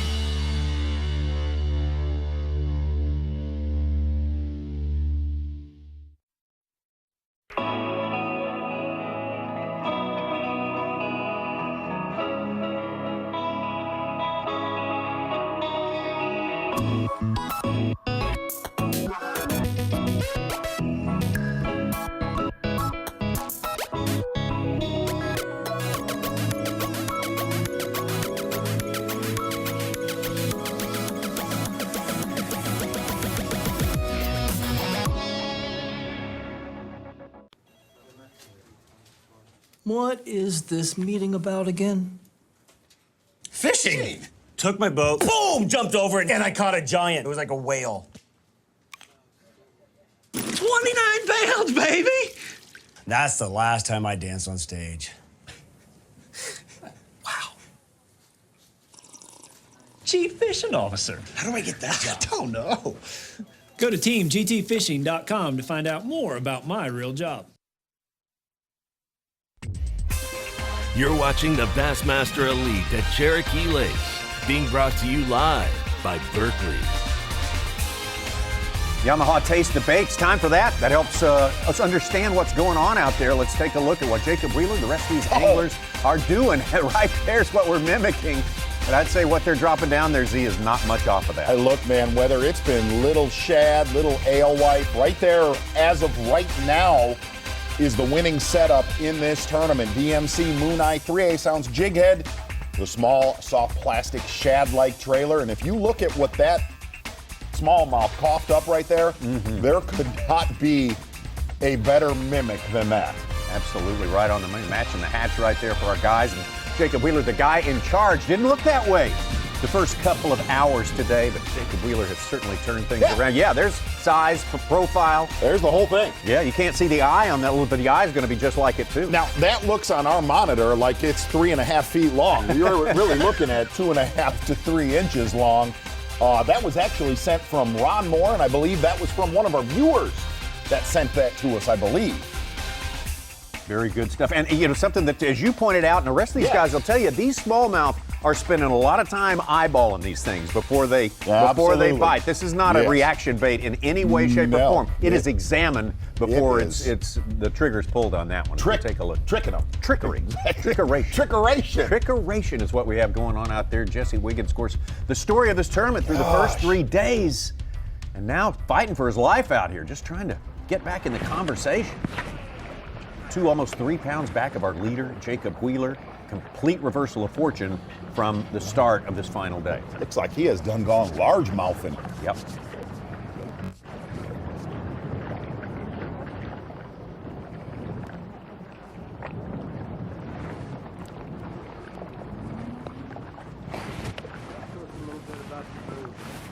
Oh, yeah, I've been struggling in the evening time, big time. So I just thought I'd come up here and give this about 30, 45 minutes, just try something a little bit different, because I got some bites on that flat in practice, but I thought I might could, with the wind hitting it perfect, I thought I might could get some bites, but I didn't. But I just wanted to come do something a little different, because I've been struggling big time, and I know I need a couple big ones. So I thought if I got a bite up here, it may be a good one. So I just come up here to give it a chance.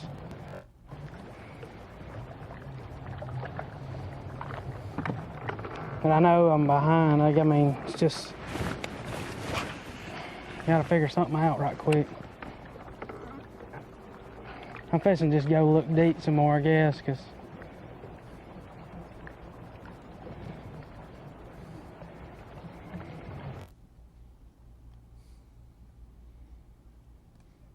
a little bit locked up there.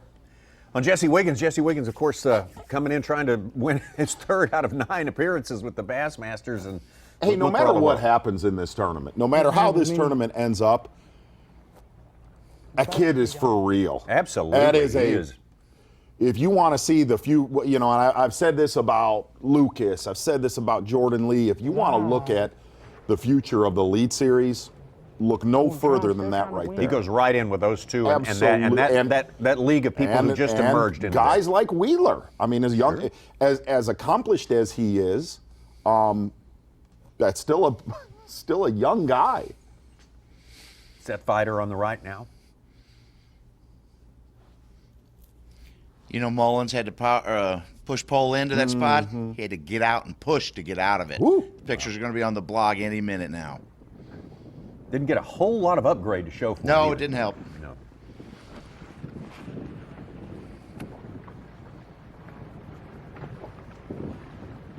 That message I cannot read. There's too many hashtags in it. There was way too many There's way too hashtags. many. Would you please? I will not mention that quad box at all anymore. You just did. I am done with it. Hey, and something I was thinking about this when Mercer was up with Brett Hite. And this is interesting if you think about this. I'm being dead serious when I say this about Jacob Wheeler, okay? If you look at what that guy has gone through in this tournament, losing his waypoints, dead batteries, whatever circus went on yesterday with going in Dustin Connell's boat, hey, I'm serious. If he comes back and wins this tournament, 99% of, not the Elite Series, 99% of planet Earth would spin out and combust during that kind of pressure. And here's what I can tell you. And you tell me if I'm wrong in saying this. To me, that is unbelievably impressive. How calm he is when the wheels, it seems like they're just spinning out, no big deal. I'll just deal with it. Sure. Here's what I can tell you is when we covered him at Chickamauga, he is one of the, from a media standpoint, he is one of the most welcoming people that we have worked with. Absolutely. He knows what message he wants to put out there, and he does it in the most effective way possible. Correct. Yeah. Here's what I can tell you from the other side, though, listening to Brett Hite, and I heard Brett Hite make a comment. He will read Jacob Wheeler even said it. I have read the rules book inside and out coming into the Elite Series this year. He is by far the most polarizing angler that I have covered in this sport, next to Mike Iaconelli, for different reasons.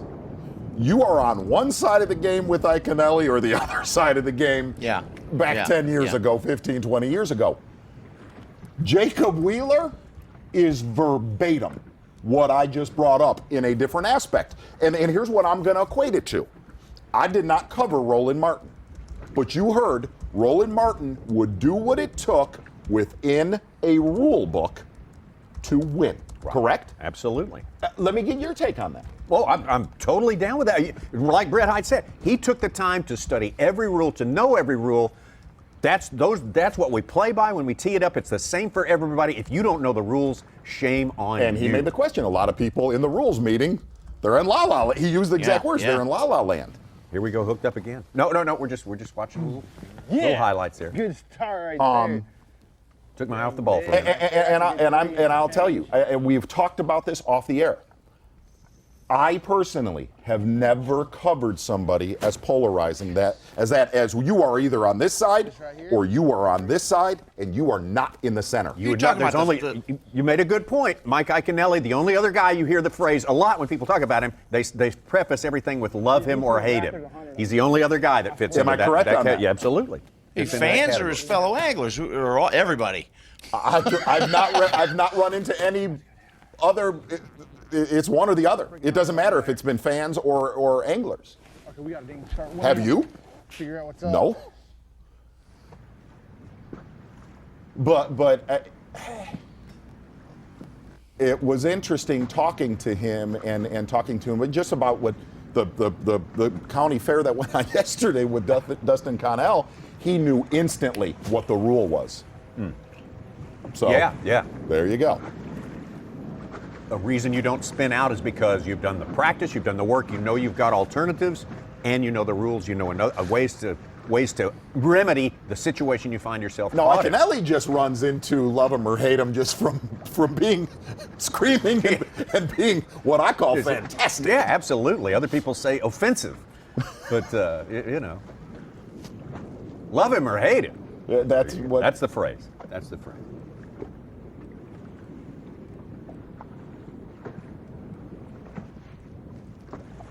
But the other side of that is Jacob Wheeler is here to stay. His fishing ability, if If you look at him in this tournament, if you look at him on camera in anything he's performed in, as far as a fisherman, he is flawless. He has no holes in his game. None. So what you were thinking right there? Well, the guy from Indianapolis that he's been, northern and come down and he's practiced the southern fisheries in Florida and he knows all different ways and techniques. No holes is what you're saying. Got no holes. As far as his fishing ability, can do it all. And knows it all. I've not seen. There's a lot of anglers that are stars of the sports where you can say, he doesn't do. I don't know. I mean, we've seen him win a ledge fishing tournament. If you watch him fish shallow water with a frog or a top water or his flipping stick, he is as deadly accurate in 10 inches of water as he is in this tournament in 40. Now, impressive. Yes. Let's finish that topic that you and Davey talked about related to this. Now, is this going to have an effect on these anglers? Even a generation older than him, his peers, even other people coming up, are they going to work harder? Taking a look, following his career, and seeing the results he gets. I always thought and think that Van Dam has pushed the field to work harder. I've always felt absolutely that. He had. Just because of sheer dominance. Sure. I think, yes. I think to answer that in Jacob Wheeler's aspect as far as pre-practice and living on a boat, hey, look, man, if you're going to be a wide receiver, you get on the field when it's not game time and you run scrimmages till you can't see anymore. To me, that is exactly what Jacob Wheeler did in this tournament. The dude practiced in snow, sleet, freezing temperatures for this event, and right now you're seeing that pay off. So, I mean, hey, look, I'm going to put it this way to you. If I'm a young Bassmaster Elite Series angler that maybe has been here a year or 2 or 3, or I'm an angler that's been here for 10, 15 years, and I have, and this is key, Davey talked about it, the time to where I'm not getting stretched with sponsor obligations and being a rock star. Yeah. You darn right I'm paying attention to this tournament. And I'm kicking myself going, wow, I could have done that. I know I've told this story before. A friend of mine, some of us here at the crew, was a basketball coach on the Olympic team when Michael Jordan was on that team, was one of the coaches on there. He said far more than anyone else, after practice was over with, this guy would be out there drilling, and not just drilling the most fundamental things, the simplest dribbling, passing exercises, the simple drills, the most simple drills you can do. He would outdo everyone in that respect, and he was already the greatest in the world. Well, that tells you something.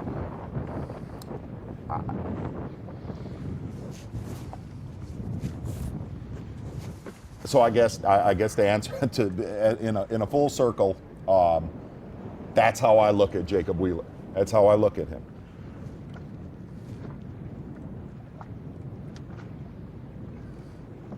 Are we the same? Are we on the same page on that? I think so. Yeah, okay. Absolutely.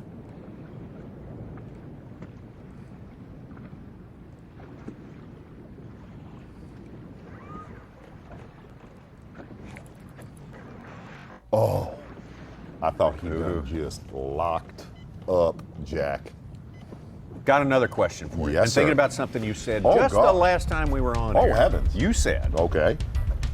Myself, I'm not a big fan of the old bass track. Don't put much stock in it. Now, I will say, I know you're hey, partially being listen to a me. little wry about that, but because in the last 6 or 7 events, it's gotten a lot more reliable, I think, when you look at things at the end of the day. But just thinking about how close these two guys are, Wheeler and Hartman, 3-ounce difference separating them right now.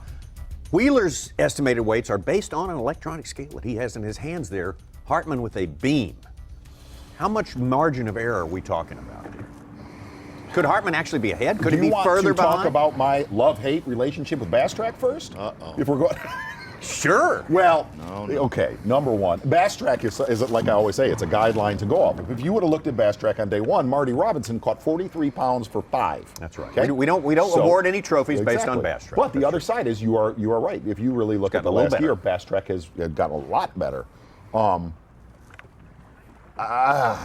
You heard Wheeler yell out, man, I only got 17 and a half pounds. you looked at Jamie Hartman. Somewhere both of these anglers have Some bait between down on the bottom, that's why. 17 and a quarter and 18 and a quarter. Somewhere in there. Whoever has more is going to win. Is that how that works? I know, right? Let me write that down. Crazy. I know. I'm nuts today. Crazy. Wow.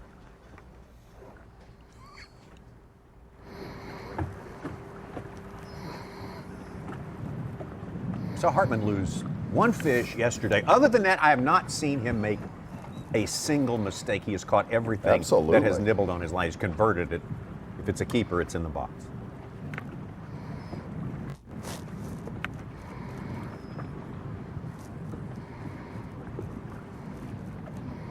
I felt like the last 13 to 14 minutes, it's almost like, don't take this the wrong way, it's almost like I looked at you and saw Jay Kumar back from the Loudmouth Bass days as we went, hold on, let me do it, as we went deeper into some issues. Yeah, it was kind of turned into the Mike Douglas show there a little bit, I'm afraid. Sorry. Mike Douglas. Sorry for that.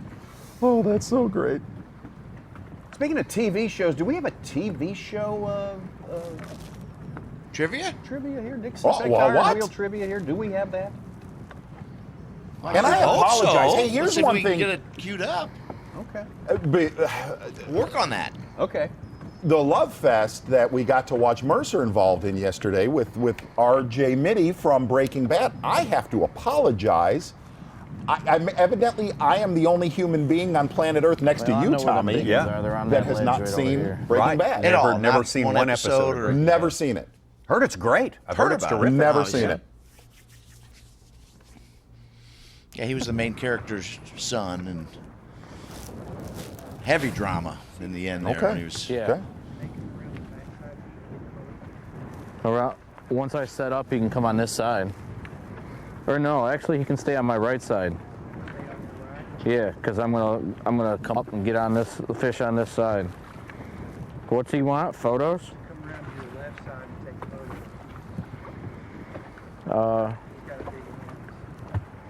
Oh, he wants to come over here? Yes. Yeah, as long as he's back over there a little bit.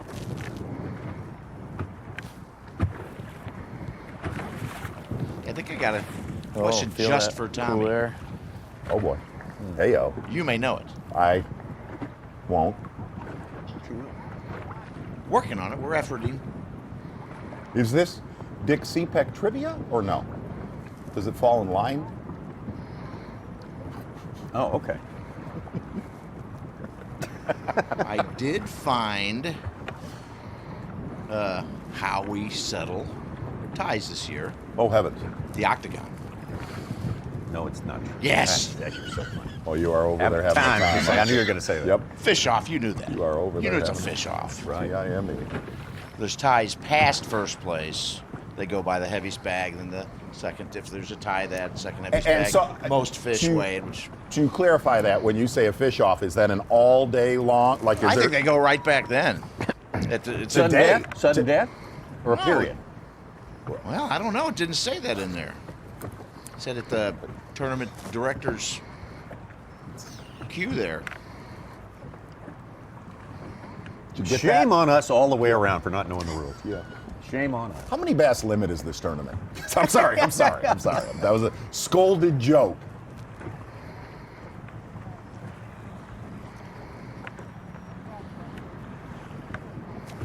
Triton on the line time. Is it? Yes, it is Triton on the line time as we watch Jamie Hartman right there, right with him. Our man, always on the spot, Davy Hite. And what? Give us your impression of this guy. We haven't heard your take on Jamie Hartman yet so much, Davy, except we talked about his basic life story coming up here, but his fishing. Talk to us about his fishing. Well, this morning is the first time I actually talked to him, but did a little interview just before takeoff, and he seemed extremely calm to be going out the final day of his first Elite and being in second place. His words were, "I'm going to go out and act like I'm fishing a club tournament," and I'm like, it's not quite a club tournament, and you'll definitely know the difference at the end of the day if you win this thing. But he's really focused. I know the angle from the camera that you guys have in the boat, all you can see is his back most of the time, but he is so focused looking down at his graph the whole time. The big thing, the two things I want to mention to you guys, number one, he's in an area where there were a lot of guys fishing earlier in the week. They abandoned. He's come back, and I've seen him catch 3 since I've been here, and hasn't been with him all that long. I mean, he's focused, but he's going back to places that other guys have fished, and I think more fish are moving up to these places today than they have any other day. The other thing is the way he is fishing that bait. He is shaking his rod a lot, like you do with a drop shot. I talked to him this morning. He said, that's what I do at home. I drop shot with my electronics, looking at the bait, looking at the fish. He's fishing the small finesse jig, but he is shaking his rod tip more than any other angler I've seen. Davy, so many of our anglers, whether it's been Wheeler or Wiggins, so many of our anglers concentrating on these deep depressions, these wintering hole depressions. Is that a similar situation with Hartman on looking at your mapping? Yep, the exact same thing. Like I said, here where he's fishing, I saw competitors, Thursday, Friday, Saturday, and today fishing. This is no secret hole by any means, but where he's caught most of his fish is down the lake from here a couple miles. He's the only person I've seen there, and it's just like the other places. It's a big flat with a depression, fishing around that edge. That's where he's caught most of the fish he's weighed in, but he's doing really good here. We were worried at the beginning of the week about these places getting beat up too much and simply catching all the fish, what may have happened to Jesse Wiggins. But he's shown me, and I saw Wheeler and Fighter, they're going back to places that I thought had been fished out and catching more fish today. David, we talked about just a moment ago, somewhere in the estimates between Bass Track and what the guys are talking about, Wheeler and Hartman have somewhere between 17.25 and 18 pounds. Is it over now? I mean, we won't know yet till they put them on the scale who's the winner, but is the fishing done as far as, talk about the improbability of being able to upgrade when you got to run it up that high already?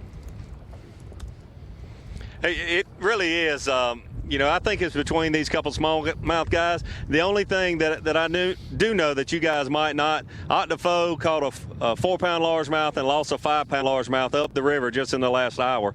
And, that's the place that I've thought all week somebody could just, come in from down in the field and be the spoiler, but it doesn't look like that's going to happen. I think it's right now, to be honest with you, just looking at how focused the guys are and where they're fishing, the way they're fishing, Jamie Hartman seems to be the guy. Davey, today, as far as fish catches go, this is to as long as the duration of bites, it seems the lake is way more active today than really the post-front situation that we had on Friday and yesterday. It is, and it's surprising, but the forecast, as usual, wasn't exactly right today. I don't think they were calling for this much wind. I don't know if you guys can tell, probably so, but the wind is blowing more than it has any other day. Thursday it blew about like this, and the weights overall were better on that first day. I think the wind moving has got the bait moving more today than the other days. Davey, is Tommy and myself, are we the only people that have not watched this show Breaking Bad, or are you a big fan and have you watched it too? I haven't watched it. I have no idea what you're talking about. I spend all my time for the last 23 years out on the water not watching movies. So when I come to studio, if you ask me movie questions, I'm going to stink. The three most out-of-it guys on the planet have assembled here. Well, we've assembled the team. Roadhouse. Well, nobody said, look, I don't want to call Davey a dork, Tommy, but we are dorks. We are dorks, and exactly. I'm afraid Davey, by association, is going to be accused of that anyway. Come on in. The water's warm, bud. It always is. It's way too warm. Well, all right, keeping your focus to the end of the day, Davey. I would imagine keeping your focus on this day is not a problem when you think about what's at stake, right? Well, you think that, but when you're not getting bites, your mind starts roaming around and you run from one place to the other. We were sitting here, I don't know if you guys can see, there's quite a few boats we're watching Jamie Hartman, and Jacob Wheeler came by and just idled right by, but he was going to another area, and he seems to be bumping around more than he had a few hours ago. When you start not getting bites late in the day, it's the final day. It's the day that we all look forward to, but you just got to stay focused mentally. And Jamie Hartman Hartman certainly does. I mean, I've seen him on 2 places today. I mean, he's really, really focused. It's huge because, you know, I had an opportunity to win 2 classics. One classic I actually won. The other one I finished second, and I totally lost the event in the last 2 hours of the tournament. I lost my focus. I started thinking about how it was going to be to spend that money, to be the world champion, and all those things, instead of finishing the deal in the last 2 hours. You need to write a book, man. You're informing us of some stuff from your career that is just awesome. It's just incredible. No, I think I need to go watch some movies. Yeah, after you watch the movies, sit down and see if you can knock out a book. Davy Hite, thank you so much. We're going to leave Davy right now. Hey, don't write a check that you wait. No, that's a different that's saying. a different Sorry, deal it's a right different there. saying. Dick Sepek, Tires and Wheels. Yes. You know where I'm going here. It's Trivia true. Come time. I'm on. feeding you up. Here we go. Yeah, Zona-related question. All right, so I have to figure this one out. What Academy Award-winning movie series brings the Zona household this is to extremely a screeching easy. halt? Should Tommy know that too? I would say Tommy will know this. I should know this? Yes. Okay. Well, give me a break. I'm D. I'm going to, no, C. Well, I'm going this with is interesting. C. Well, I'm going yes, with C. I am an extremely prideful Italian man that believes, in my mind to this day, that Rocky was a true movie. Oh, I didn't know. Were we going to break? I'm sorry. Oh, no, you gave it away. I'm sorry. I got excited right there. The answer is Rocky. It's not The Godfather. Wow, I didn't know that. Oh, extremely. Yeah, listen, I watched him beat the crap out of Ivan Drago again 2 weeks ago. Okay? He wins and then every at the time. End of it, In the end of it, he talks about the crowd hating him at the beginning of the fight. The Soviet crowd, and then them all embracing each other by the end of it. I'm gonna tell you something. That's what life is about, Tommy Sanders. Exactly right. That's not a movie. That's a true story. That's real. Rocky. Okay, great question. Ruined immediately by the both of us. Very nice. Sorry. Nice work on our part right there. Maybe we can scratch up some little. And what's one weird other piece is my kids are the exact same way with Really? Rocky. Nobody will speak. Nobody Holy will cow. speek when that's on. Karen sent that in, and so you've seen it so you've seen it a million times. Yes. Gets better every time. Thanks, Karen. Those are the ones. Big. Seth Fighter, all the rest, everybody trying to run down. We think Jacob Wheeler got a very tight twosome at the top. Jamie Hartman and Jacob Wheeler. Which one's ahead? Yes. We can't tell you for sure. We won't tell you. We won't tell you for sure. We won't be able to. You don't know. We won't know till that banner at the bottom comes true. The live from Knoxville Convention Center, weighing at 4 p.m. Eastern Time today. And potentially one of the best weigh-ins, closest weigh-ins we have seen in years. Absolutely. We're not even going to say the T word. It's not going to happen. Somebody's going to win, but it may be by an ounce. Plenty of fishing left, plenty of bass live left. The Bassmaster Elite at Cherokee Lake is brought to you by Shell Rotella,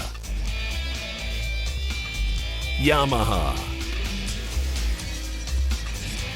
Triton Boats, Toyota, Power Pole, and by Skeeter Boats. Continually proven on the tournament trail and with Skeeter owners everywhere with 14 consecutive NMMA CSI Consumer Satisfaction Awards. Our competition doesn't even come close. Right now, buy, save, fish with up to $1,500 in instant rebates through March 31st, including the newly redesigned limited edition FX series. Now is the best time to buy, save, fish. Skeeter. Is there a place where the underwater images are the clearest you've ever seen? We're seeing every fish, we're seeing every detail of structure, and where every bottom contour was visible, where whatever you wanted to see below the surface was real. Do you want to go? Structure Scan 3D is the future of fishing. We can show you how to find fish faster and catch fish in a way you've never experienced. Let's get them. If you love bass fishing, then show your support by joining B.A.S.S today. Since 1968, B.A.S.S has been serving bass fishing enthusiasts with information and tournament coverage that make you a better angler. When you sign up today, you'll join over 500,000 outdoorsmen who love bass fishing. With your membership, you'll receive every issue of Bassmaster magazine, plus $50 in free gear, including a membership tackle bag, B.A.S.S cap, plus more. Log on to Bassmaster.com to join Bass today. Your choice of fishing apparel can make or break your day out on the water. Added mesh vents for superior breathability. Moisture transport cooling technology to keep you dry and comfortable. And antimicrobial to keep you from smelling like your catch. With added SPF to keep you protected. We've added stain release to keep the blood or any other stains at bay. Our most technologically advanced fishing shirt for all the necessary dirty work. Facts matter. All monofilament is not the same. Berkley is the strongest, smoothest, most dependable monofilament line in the world. Why would you risk your fishing trip to a line that's made who knows where just to save a buck?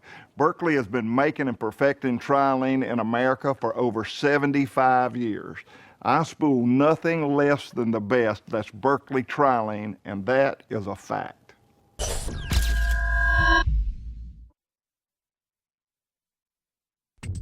You're watching the Bassmaster Elite at Cherokee Lake, being brought to you live by Berkley.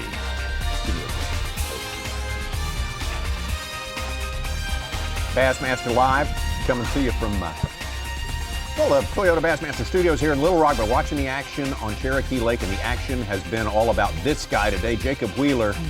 7 drops in 10 minutes and 17 pounds to show for it. One particularly vicious flurry at Midday. No doubt about that, but really, if you look at Jacob Wheeler and what he's done today, absolutely incredible, and really has been matched by New York's Jamie Hartman. You can look at Bass Track, you can listen to the anglers, they ballpark know where they're at, but this was going to come down to a couple ounces today. I think you're absolutely right. We usually say that. Today we mean that. Yeah, we say that every time, so just so you know. But, man, it's sure looking that way at this time. And it seems destined to end that way just because it's so hard to upgrade from where they're at. I want to apologize to some of the viewers and yourself, Tommy Sanders, for destroying the Dixie Peck trivia that we just had. A lot of people wait a long time for that. A lot of people spend a lot of time and emotional energy on that. I apologize. Okay. It's okay. Taking a look at Jamie Hartman right there. I'm going to drop some news, notes, and nuggets on you real quick. Please. Okay? For all of our viewers, taking a look at the upcoming 2017 schedule right there. College Series, Winyah Bay. Okeechobee in 2 weeks from today, we'll be wrapping up Okeechobee. Table Rock got to open there at a great time of year. And then a Big Bass Factory, Toledo Bend. Understand there was a monster Bass Champs event there. Yep. I think yesterday, 30-something pounds. Oh my God. Sanders. Oh my word. Hey, real quick on Jamie Hartman, okay? I want to talk about this guy and give him some proper love. I'm going to drop a name on you. Okay. Name is Tom LeVictory, okay? I've heard that name many times. I've grown up fishing against Tom up in the Northeast. If you're watching, you're from the Northeast, you know the name Tom LeVictory. Outside of the Northeast, you're saying, now who is this? LeVictory is one of the best fishermen there has ever been up around the Thousand Island, Champlain area. Texted me during this event today, and he said, let me tell you something about Jamie Hartman and all the viewers. He's one of those guys that you always looked at, and we all know him, that if he had the means, that he can do this. He said, trust me, y'all are going to say his name a lot if he can just get the motor going, which it looks like he has done. Absolutely. I don't know how aware he is of the ups and downs of the scoring of the people around him, but he has been as level, just right down the middle. I mean, composed. No doubt. Poised all day long. I mean, you're right. This guy, he comes fully blown, fully prepared for this thing. Another big morning was by Seth Ryder. Literally, he was culling faster today than any other day this tournament for him, and just been making slow, steady upgrades throughout the day. But to get back in this, he's going to need a couple of those late day bites. That he definitely has done the last 2 days. Absolutely, he's pulled that off. Yeah. Everybody has pulled off a little bit of late day heroics, except for Jesse Wiggins. that fighter, as you say, is his best start to a day in the tournament. Big and fat. Shaved off the chin there. Big. It's called an Alan Jackson fighting stash, just so you know. Sorry.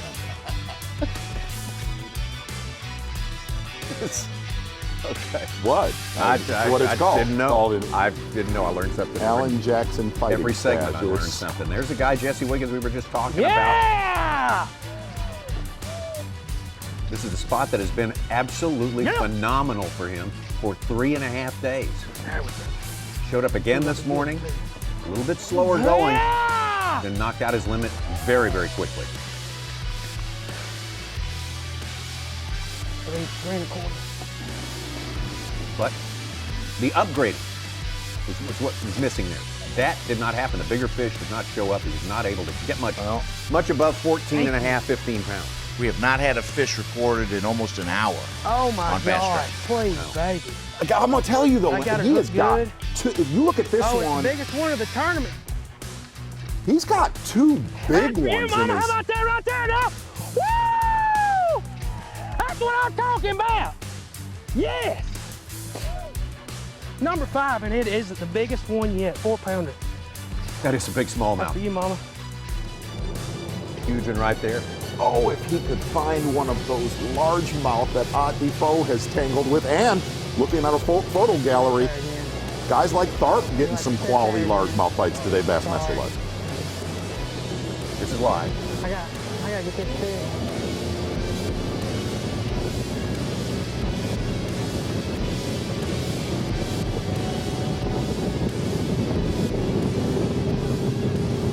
Thank you.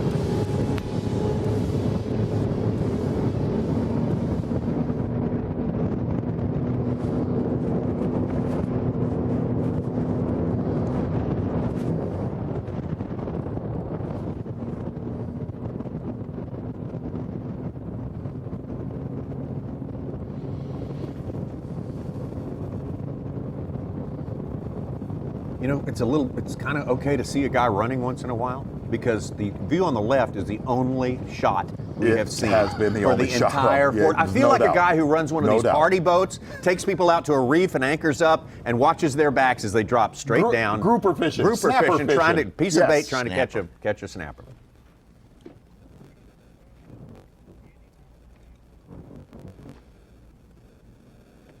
So a struggling afternoon for Jesse Wiggins, and well, just when you think things are getting about as dismal as they can possibly get, you know. It's rising. Yeah, there we go. That's wow. Yes, that was his lucky hat that he won the Open in a month ago. It's a joke. I did look. Hey, that's one of your milder jokes today. Hey. I bet that's a new hat. I'm going to go look. Hats come and go.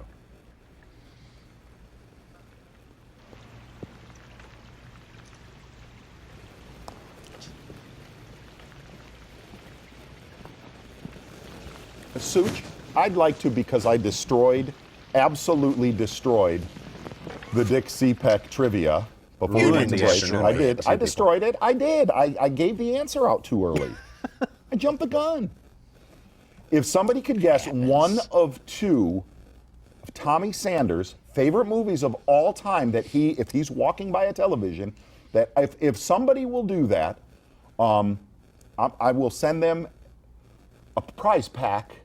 With a hat and a shirt. If anybody can guess that in the next 60 seconds, just name one of them. One of the two movies.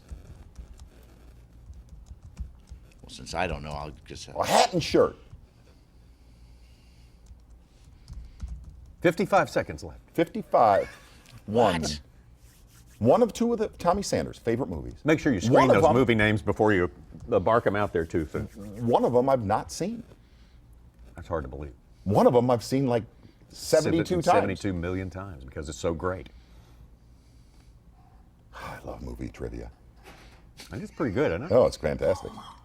You know, it's Oscar season, so it becomes even more important. Yes, and just FYI, you know that I am slightly a little bit in love with that Trump girl, that Trump daughter. Ivanka. Ivanka, yeah. As I understand from the production truck that I'm not joking, Katy Perry is playing tonight. Yes, that's the other one. Katy Perry is going to be live tonight. Okay. Is it Free Willy? No. No, wrong. 30 seconds. 30 seconds. Hat, shirt. Hat and shirt. Hat and shirt. Roadhouse and Cinderella? Okay. Close. Nice. Close. 25 seconds left for a free hat and shirt. Favorite movie? One of two. Either one That you'll will do. stop when it's all playing and Yeah. watch now, it all. Zachers, the Anchorman. cameraman, Yeah, he Zachary. heard your two favorite movies. He is not allowed to raining participate. hard over there, man. 10 seconds. Hat. Titanic. What? Titanic. Oh, No. It's coming too. Never saw it. you never saw Titanic? Never saw Titanic. Not Mean Girls, no. Is it? It's not Mean Girls. No, that was my Clockwork next guess. Orange. That's a good one. I That's in the top five. knew that That's was in the up top your alley. five. Weirdo. See? Weirdo twisted off. It is not. This is coming in off Twitter. Is it trains, planes, and automobile? No. No. Tin Cup. Tin No, Cup, good no, one, no, but no. No. One Flew Over the Cuckoo's Nest. That was Another a good one. Back in the day, that was good. No, not Forrest Gump. The Warriors. What? No, What? No, it's not the Warriors. All right, I don't know.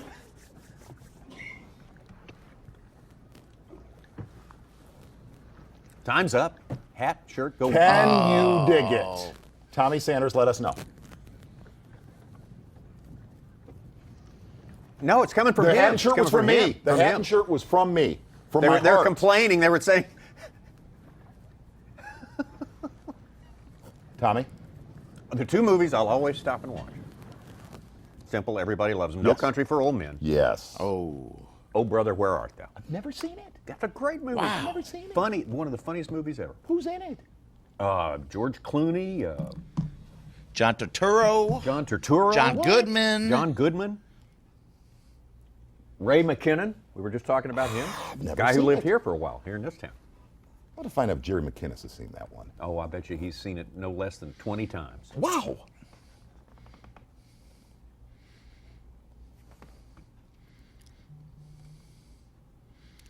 Got Josh Bertrand. It looks like we definitely got a couple storms starting to build.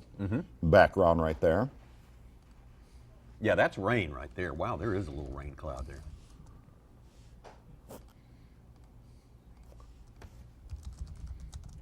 Oh, no. Oh my gosh. Oh, no. Oh my gosh. No. Look who it is. Hey, we got some audio to go with that. That's Hold right. on. Hold Look it. at Dustin. Look at Dustin Hold on. Connell. I know. Hold on. I got to get it. Keep it up. Hold on. on. Wait. Yeah. Stand by. Stand by. Look at me. Hang on. Let me do it for you. Let me do it real quick. I'm coming. It's just for today. Get some audio here.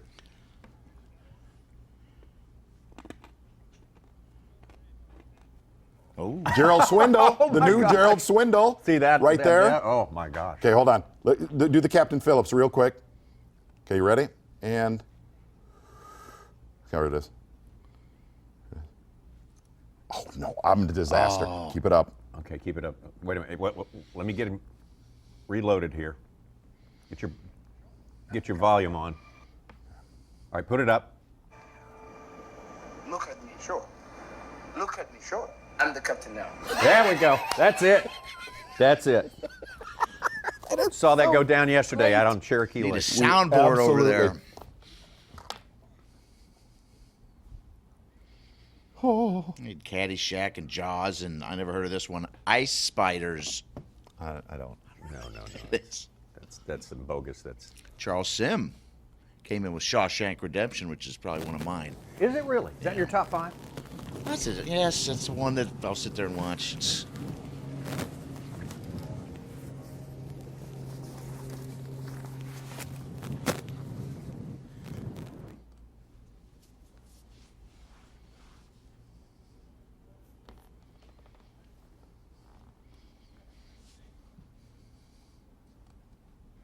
Oh, brother, where art thou?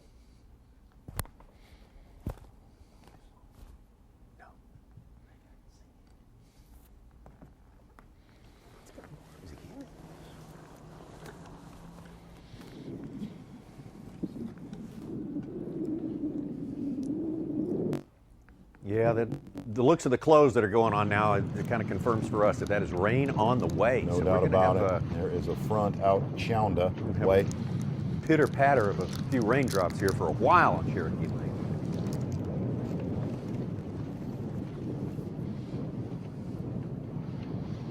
Davy Hite out there. Davy, can you hear us? Let's go for a try. I can hear you, Tommy. Yeah, is that rain? That's obviously rain that's on its way, right? That's obviously rain. I don't know if you guys can see it, but it's coming, and it looks pretty wicked, to be honest with you. This wind has been blowing really hard for the last hour and a half, and the storms are coming. There must be a movie called that, isn't it? Yeah, no, but we've covered all the of that. The storm is coming. It's called the perfect storm. Perfect storm. That's right. I guess, Such, I don't know if this is possible to get a TH Marine radar potentially here in a little bit, because that looks like a work dandy on that. coming. Right? I'm looking at the radar, and it's hitting the southeastern portion of the lake, only near the dam. It's north of that. It kind of just flitted by, but there's a nasty-looking yellow and orange cell south. Davey, it's been more than an hour, right, since we've had a fish catch here, so we're hurting right now. In view of that, Davey, Tommy. Yeah, go ahead. Yep. Tommy, I've been with Jesse Wiggins here for about the last 30 or 45 minutes, and it's a different Jesse Wiggins. I don't mean this in a bad way, because I've been there, I've done that. You can tell he feels it slipping away. I saw him going down the bank throwing a spinner bait, which I haven't seen that at all from him this week. He left one side of the lake, went to the other side of the lake, went back to about mid-lake. He's scrambling, but it's all you can do. You know, the spot that's been so good to him is fished out, or whatever the reason. He hasn't had a bite there after 10 o'clock all week. They just don't feed there after that time. But you can tell that he senses he needs to make something happen. And, it's a desperate feeling. I've been there. I've done that. He's not doing anything wrong, but it's not the feeling you want to have after leading the last few days. Guys are within their rights, Davey. We know now to find out what the scoring is, at least as far as Bass Track goes right now. You got any feel for how many of these guys, or which ones in particular, are aware of it and which ones don't want to know about that?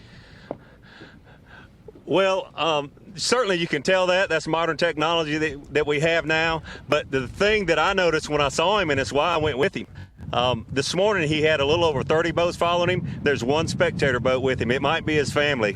There again, I don't mean that in a bad way. Right. But you don't have to look at Bass Track. The fans are going to move to the guys that are catching them and the new leaders, and that it gives you that empty feeling when you only got your most loyal fans when you've dropped from first place down to fourth or fifth place. That's a great point. You really don't. I'd forgotten about it. You really don't need Bass Track. You just look at the boats that are following there. How about you? When you were out there, did you ever take a peek at the Bass Track numbers, or would you be a guy, if you were in this position, you're out there on the final day, and maybe I'm in it, maybe I'm not in this thing, would you be tempted to take a peek?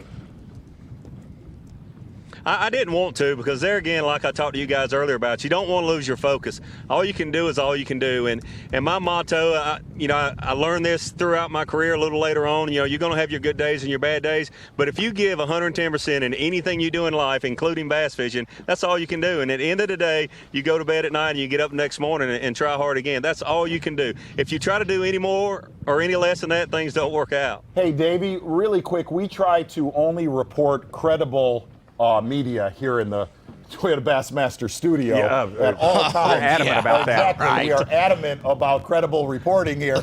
And Davey, my question is, there is a rumor circulating in the studio that the guy that went up to Jason Christie at the Classic and yelled out Edwin Evers' weight has potentially driven to Cherokee and done the same thing to Wiggins. Is this true or false? I don't know. I don't know. You don't know.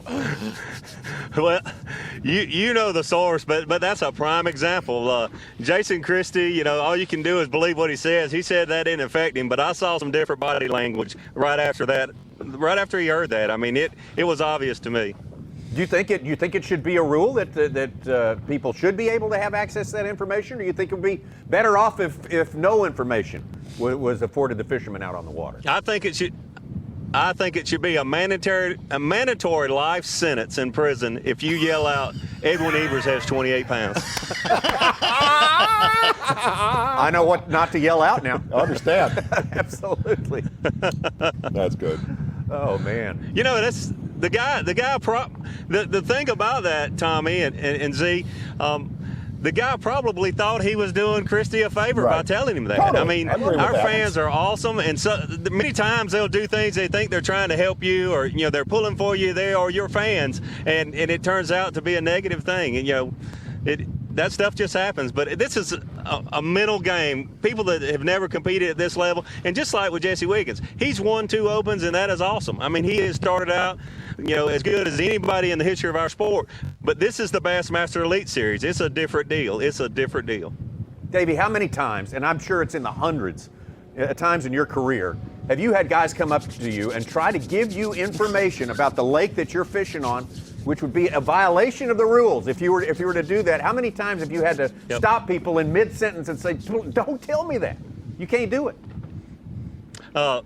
Many, many times. And there again, they're just trying to help you. I've been fishing down, a line of boat docks, and people come out and say, "Oh, Ned, the 5-pounder lives right under here." And before you can even stop them, they've already said that. And they're just trying to be helpful. I mean, they're pulling for you to do good and to catch them. And it's the same deal, that happened at Christie at the Classic. It was probably not an Edwin Evers fan, but probably a Jason Christie fan thinking that he was helping him. Have they actually ever told you that old Ned, the 5-pounder, lives under here, and you cast and actually catch one, or has that never happened?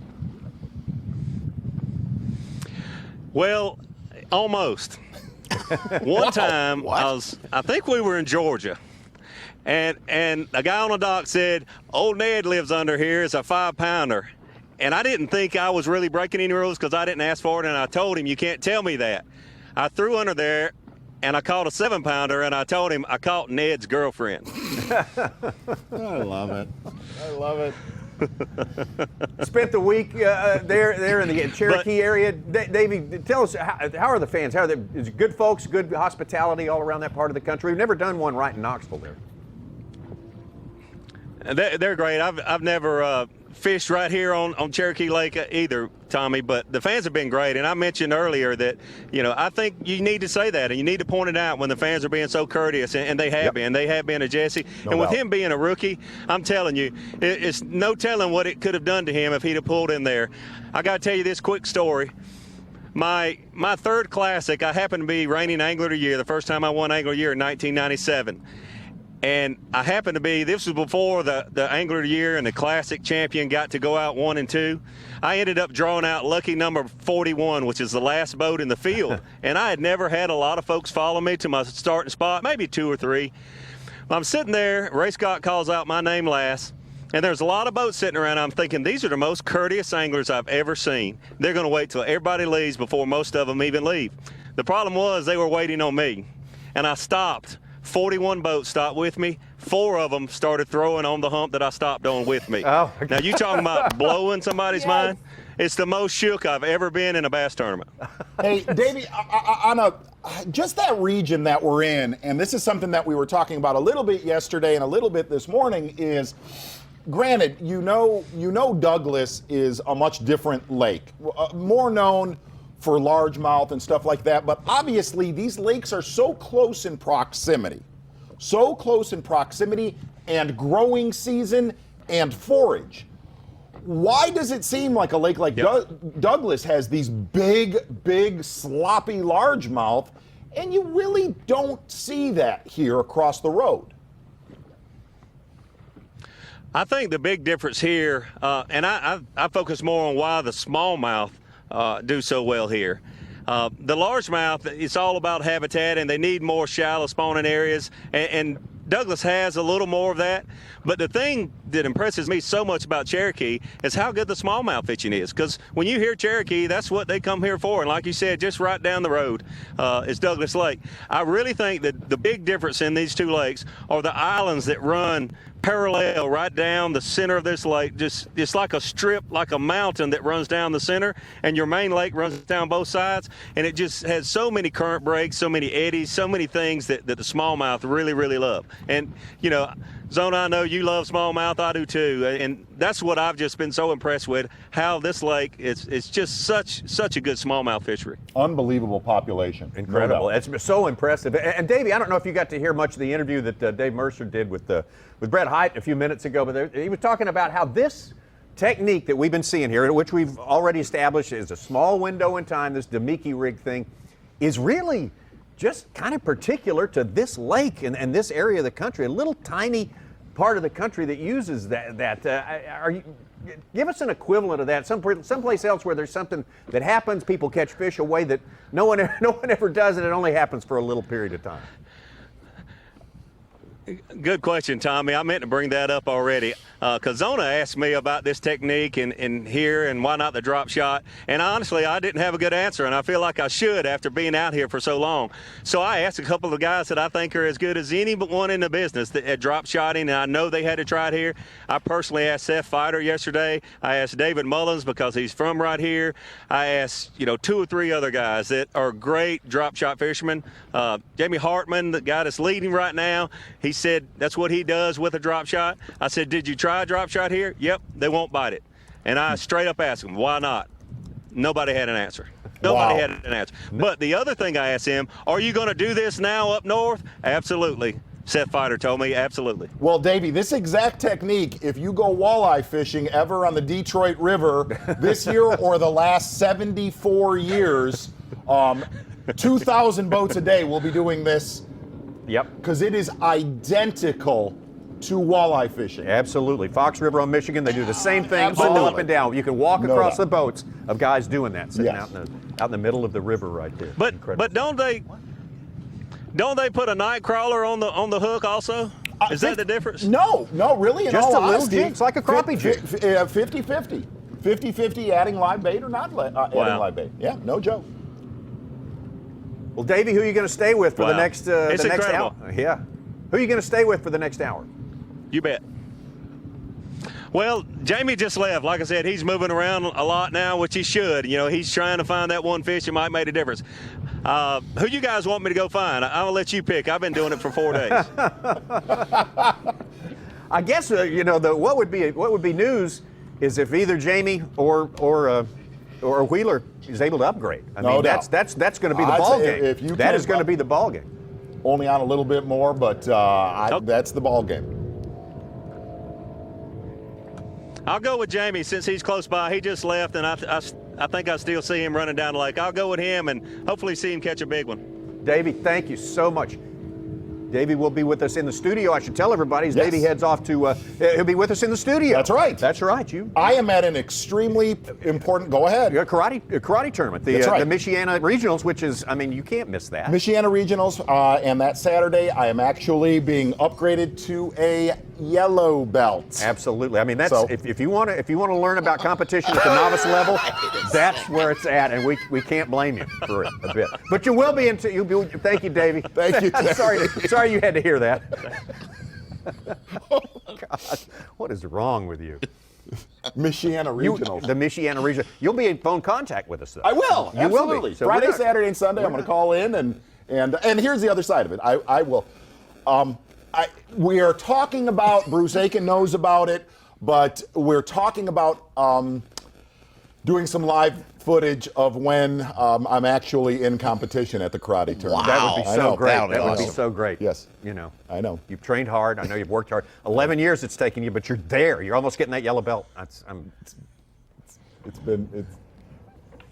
Hey, we do have also, now actually on a more real world note, Mark Zona Live is coming up this spring. Number one, don't you offend me again by saying real world stuff. Yeah, I guess that's right. Yeah, I didn't mean to take you out of your element there. No, we're going to be doing some, throughout the season, we're going to be doing some Zona Live shows, which are actually, here's the best way to put it. You've been on a Zona shoot. Yep. We're going to be doing some 4-hour, a little dicey on this, 4-hour uncut Zona Live shows. They're going to predominantly, they're just like the show, they're going to be on public bodies of water, except we're going to start till we get the wheels going. The first one we go to is a private place that I'm going with Hackney.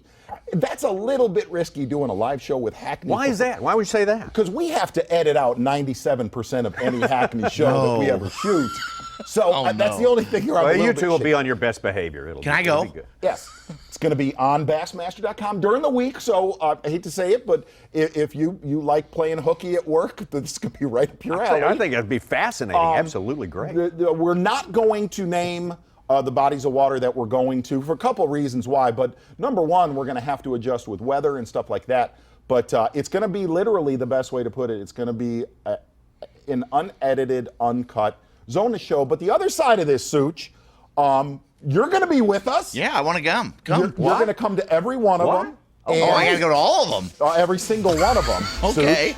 What was that? Not told to anybody? Dude. It's going to be very interactive with fans. Zona Live, so it'll be promoted all over the place on Bassmaster.com. And second guest, I got Kevin Van Dam coming. Wow, man. Must-see TV, absolutely, here on Bassmaster.com. Zona Live coming up. Okay, we got more to come on Bassmaster Live. Another half hour for you where we break it off and get you ready for the weigh-in. And one of these two guys actually upgrade in the last 30 minutes of our show. That'll be a game changer. That'll be ball game.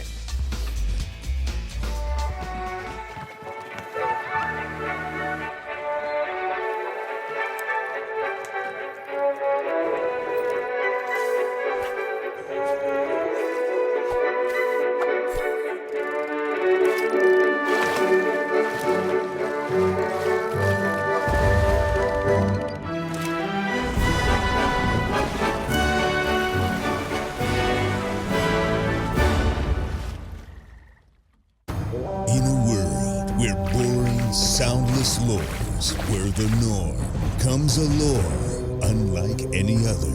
The fish-catching machine. Livingston Lures are the only lures featuring electronic baitfish sounds that call the fish. Tie one on today and experience the power of the fish-catching machine.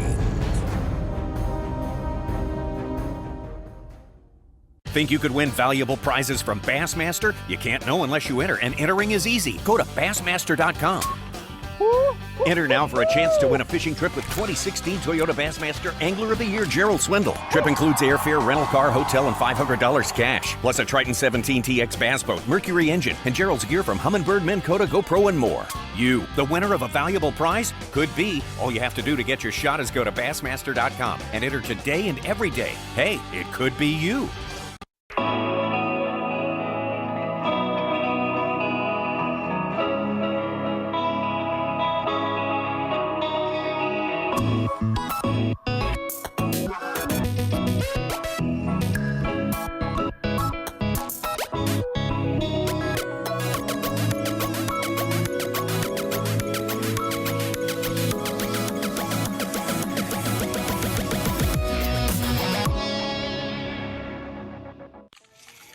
Hey, thanks, Dave. Out of office? Oh, man. Hi, this is Skeet. Skeet, out of office? Dude, don't be mad because I thought of it. What? I gotta go. I got someone on the line. Go to teamgtfishing.com to check out my real job. We're supposed to be working. I am working.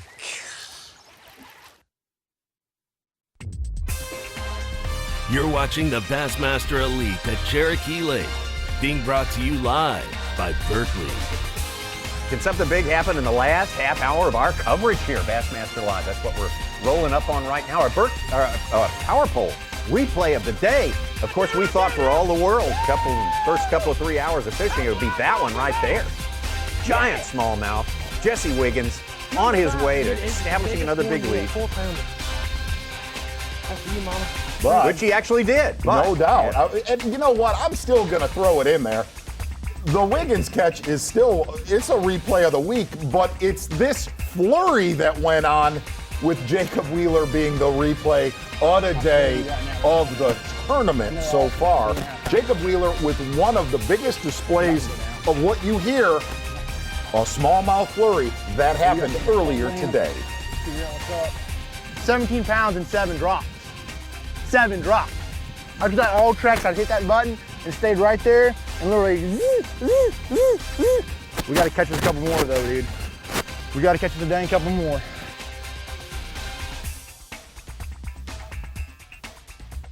He needed to drop his rod like he dropped the mic. Absolutely. You know what I mean? Yeah. Fling it.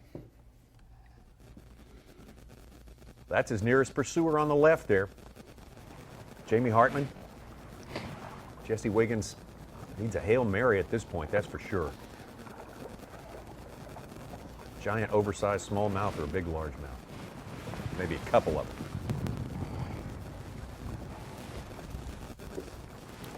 This karate event that I'll be at, I've trained under Michiana 6 Regionals, yeah. Tommy, number one, don't insult Sorry. it. It's the Mishawaka Open. I'm sorry. And I've trained under seven different masters, instructors. Dojos, yeah.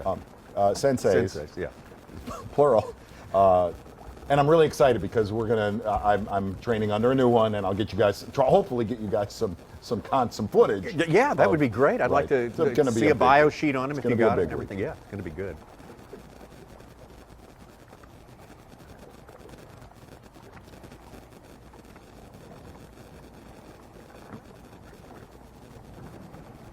The Mishawaka Open. Mishawaka Open.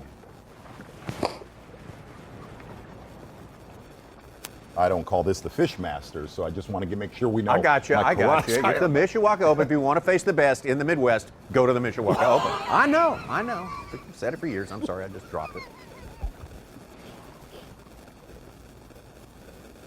Do you want to? What's that?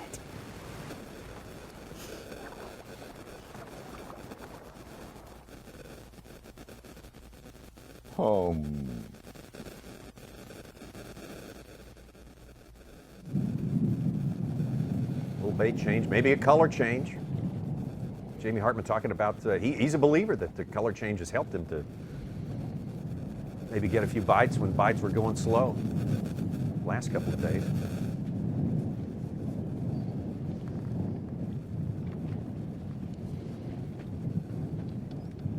Probably got a little problem with reception on Jacob Wheeler right now. We'd definitely be showing him up there as well.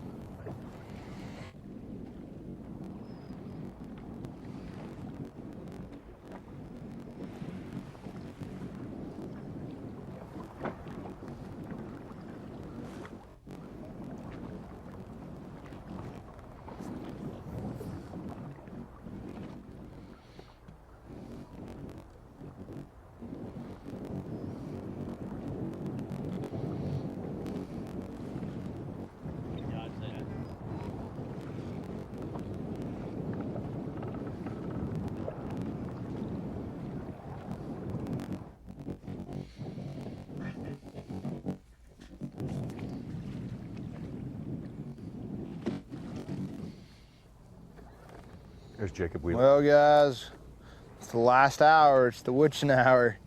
I've been catching a couple big ones every single day in the last about hour and 15 minutes. And man, I just had a decent bite right there. But they've been really finicky, you know, other than that one place that I pulled up to. You know, those fish have been a little bit more finicky today. They've come up and nipped my bait quite a bit, which is annoying as all get out. But man, I feel like there's an opportunity here to really catch a couple, you know, big fish and call up a couple pounds, and that's what I'm gonna need. The first spotted bass on the lake.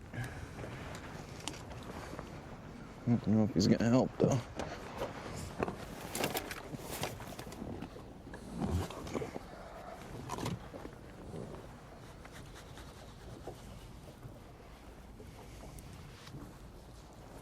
Seth doesn't have to measure that one. It's only 12-inch limit for a spotted bass. Important thing, that's his first fish in a good long while here.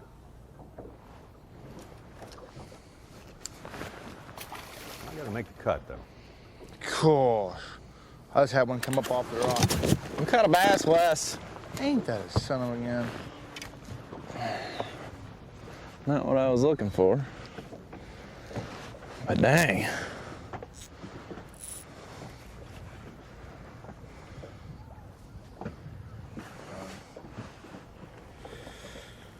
Come on, fish.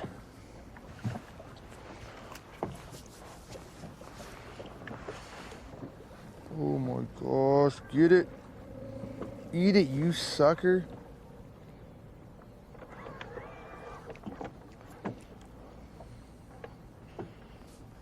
Are you kidding me? Gosh, Marty.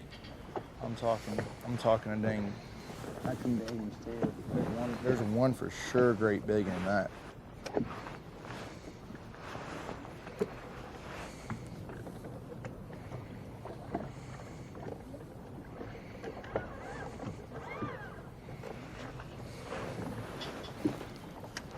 I can just get one to bite. I don't even care if it's a 2-pounder. I know there's like 3 or 4 big ones right there.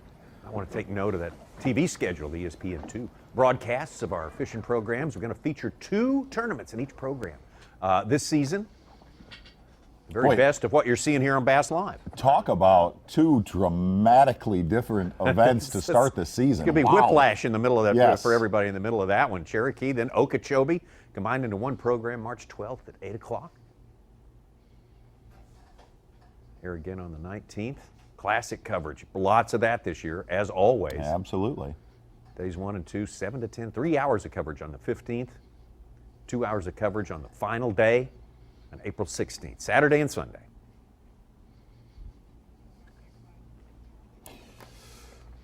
Tommy, a little bit excited about the Classic at Conroe and the live you'll be coverage. there. I mean, you're hey, the yes, I'm gonna be there, Tommy. Okay, the karate. I'm just. But the negative thing is the turn of the Elite Series tournament after the Classic. I have a very important. I'm going on an exotic jaguar hunt. I heard about that. South America. That's right. The Andean foothills. I know. Far be it from me to deprive. That's an opportunity of a lifetime. I drew my permit finally. I've been sitting on that permit for 11 years. Yeah. So that's fly that exciting. little tiny plane into the jungle and bail out and Let's talk about zip line down to the hunting grounds. Will be at the Classic, yes. But is there an exotic jaguar? Looking towards the Classic, hey, I'm being serious now. Okay. Is if you look at the weather there, I mean, I saw like highs, and maybe somebody can. There's like highs in the mid 80s down in Dallas right now. Sure. They're going to be all spawned out? Is that what you're saying? Well, I'm not going to say they're going to be all spawned out, but there's going to be a lot of that. Generally, let me just put it this way. I guarantee you one person that did well in this tournament, being Keith Combs, is wanting that heat to get some out. It's 85 degrees in Houston right now. We'll have days in the 90s during the Classic. I guarantee it. They had floods not long ago down there, too. And we're looking at Jamie Hartman. Jamie Hartman. Let's watch this. Up. Bassmaster Elite. Gosh, we need these pictures. Oh. I can't tell if that's a big one or not. I don't think it is it? No, I don't that's think not that going to helps get it. him at all. That's not going to help him. No. Really going to have to be, for him and Wheeler both, something in the 3.5-pound range to make a difference, right? But by the time we get to, in all honesty, by the time we get to the Classic, it might be early summer kind of deal, which down goes right back into his hands. Again, that's Keith Combs you're talking about. Yes, Yeah. right back into Keith Combs.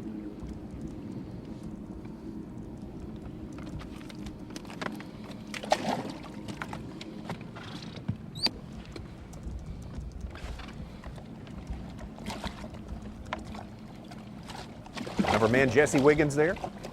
He'll be there at the Classic. The only person we can say this about. He'll be here at the Classic in Houston and wherever it is in 2018. He'll be there as well. He's qualified for both of them. Defending champ Edwin Evers. Not a good tournament here. Sure did break up the monotony, though. It was a long time between bites. It's tough to get bit, man. They're coming up on it, but they're just not.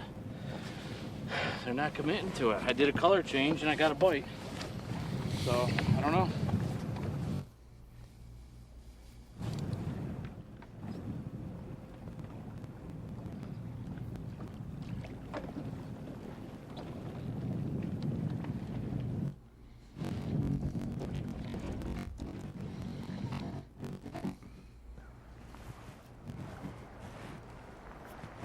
Such, the last Bassmaster tournament that was won within 3 or 4 hours of our Classic location was won by who? KVD. Exactly. Wait, say that again?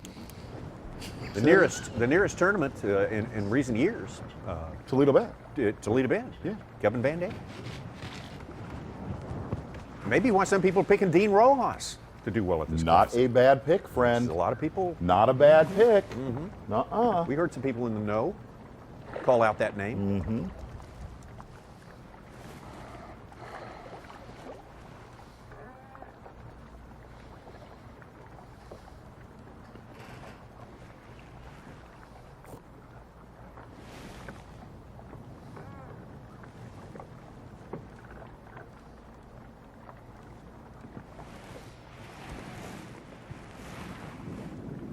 T-Bend winners. Think your Chapmans and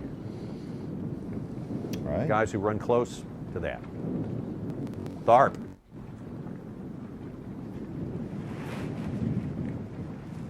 Well, one thing Davy said, and no offense given on it, but Wiggins has definitely tightened up since earlier this morning. I said he's a different guy. Who wouldn't be?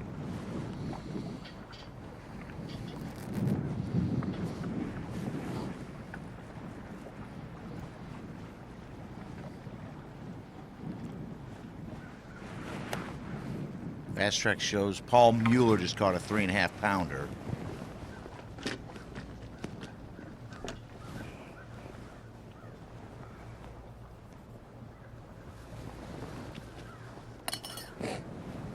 I think them screws come out of this cup holder up here. I got some stuff in a cup holder up here. Bet that's what it was.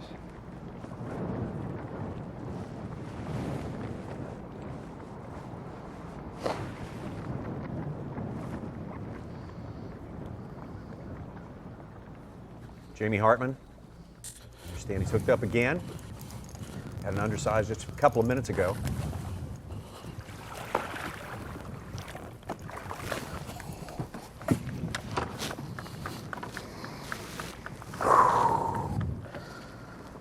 Don't have a mic on him right now, but obviously thinks that one's got potential. No, we got some issues, buddy.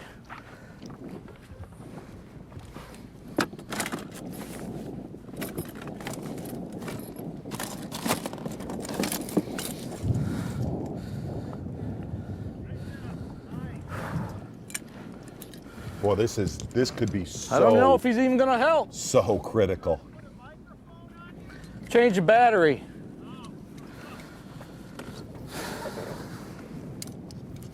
Look at that fish.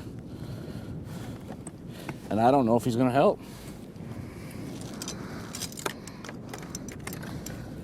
We're gonna check and see, that's for sure. Come on, buddy. Man, oh man. If he don't help, man, I got a heck of a sack. Oh, yes.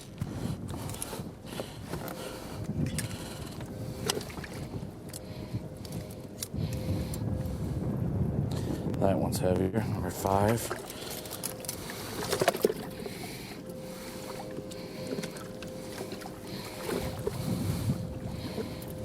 Wheeler hooked Wheeler, up. wow.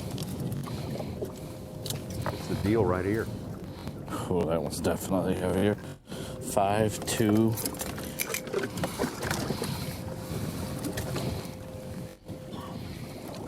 Oh yeah, dude, that's a good right there. Got a shady fish for that. Come on off of there. Oh, don't do that. That's my low one right there, number 4. That should help right there. Fatty right there. Gosh, dang. I don't know, maybe. That should be it. I'm gonna do this. They're all just like check this 3 one. something. The wind was blowing. 3.28 is what it needs to be for Wheeler, or bigger. Yep. Dang, it's 327. It's just a touch heavier. Wow. So, this guy right here. Come here, buddy. I thought it was a big one. A newcomer.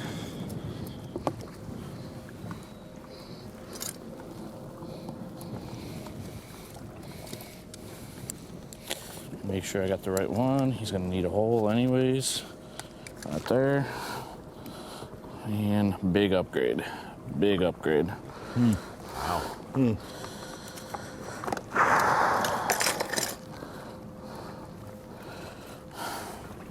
That big boy's going back. And this little sweetheart right here is going to the stage. Yeah, that's his smallest fish. He's not, well, he's not out of the game, I would say. That should be my 2 small ones right there, so I can figure it out real quick just by grabbing these 2. And it should be the old one, and it is. So this one's next, number 1. What a fish. Buddy, I'm telling you what, man. I don't know. I don't even know what to say. I've had a heck of a day. It's frustrating at the same time. I've had a lot of fish come off, a lot of fish get bit, ton of fish come up to the bait, but it's all working out. I mean, they're coming slow, but they're coming, and they're coming big in the afternoon, so I have no idea where the other guys stand, but I mean, I'm feeling really good with my bag, so hey, I did my best, man. It's not over yet, but I got a heck of a bag in there, so.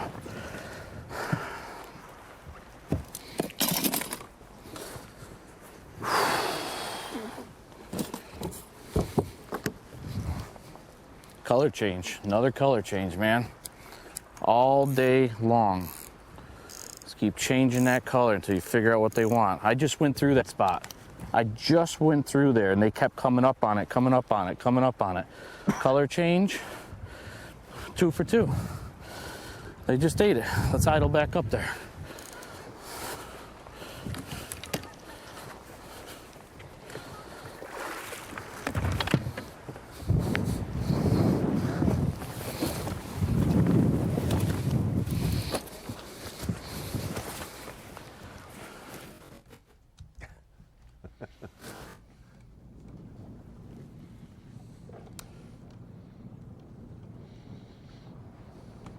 You might have just watched a winning catch right there. Could have been it, absolutely. You know, a fish earlier, back an hour and a half ago, he fooled around with that beam even longer, and I'm thinking to myself, he's smart to do that. You think, oh, he's wasting time, but hey, man. 1 ounce. 1 ounce. You better spend all the time you feel like you need to spend on that stuff. I think we are.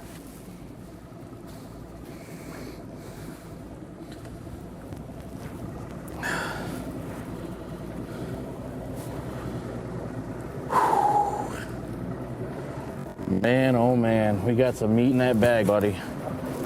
We got some meat in that bag. I hope it's enough. I absolutely hope it's enough. I'm gonna go back up in here, try that little section again. That's 2 for 2 on the color change.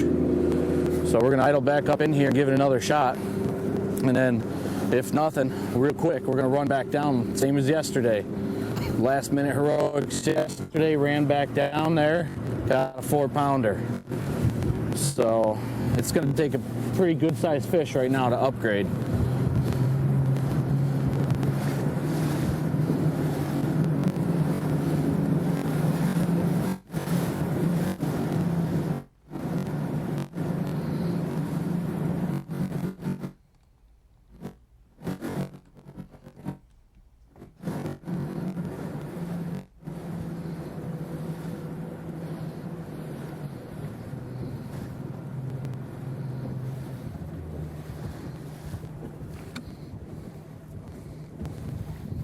I haven't fished this spot at all, huh?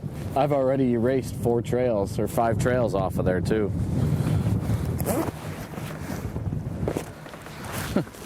Pretty great.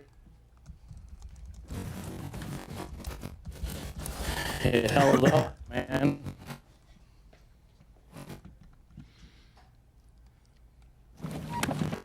Probably did. It replumbed.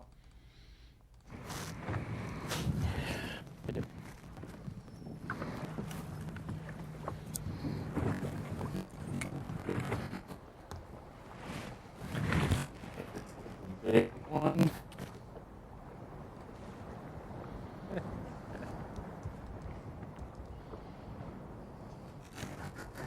I'm gonna retie.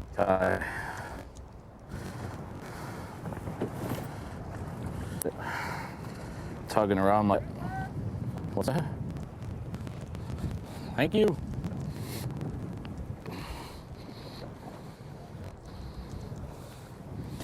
Well, we're gonna get retied here. After every fish or every other fish, I like to get it retied because they get it so deep in there when they get it, and their razor teeth can cause a little havoc on the end. But yeah, I hear you. I hope. we're gonna. Oh man, I don't even know. I don't know if I'm gonna run back down there or not. But I might not ever get a bite the rest of my life. what an upgrade again. Late day. Some of those guys say they can't get bit in the afternoon, so maybe me getting bit in the afternoon is going to make the whole difference.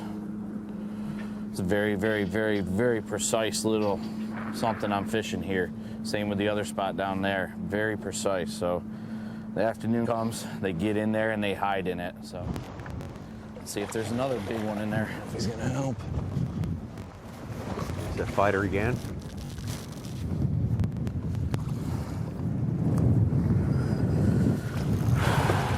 That big.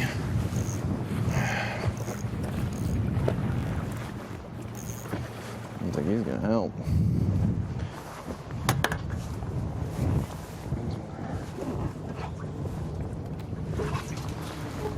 Close. Yeah.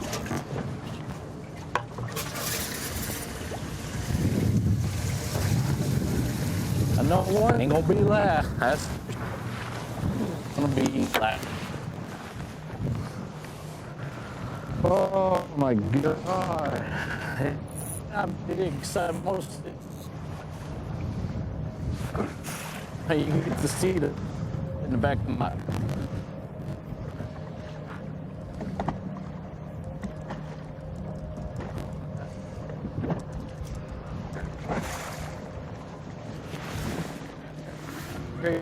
And you're done. You can spit it out.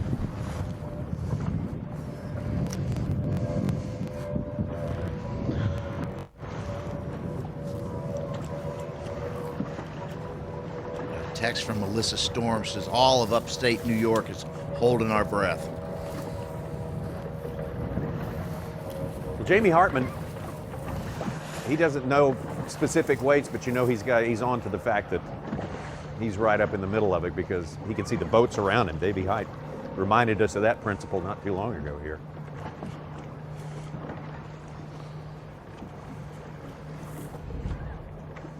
He called that a significant upgrade.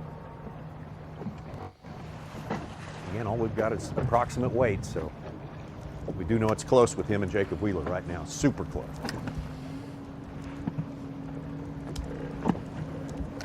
Two or 3 ounces on Wheeler, and I had 13 to make up on Wiggins, so. He's thinking about it. Hey man, I'm doing my best. If it comes to work out and my and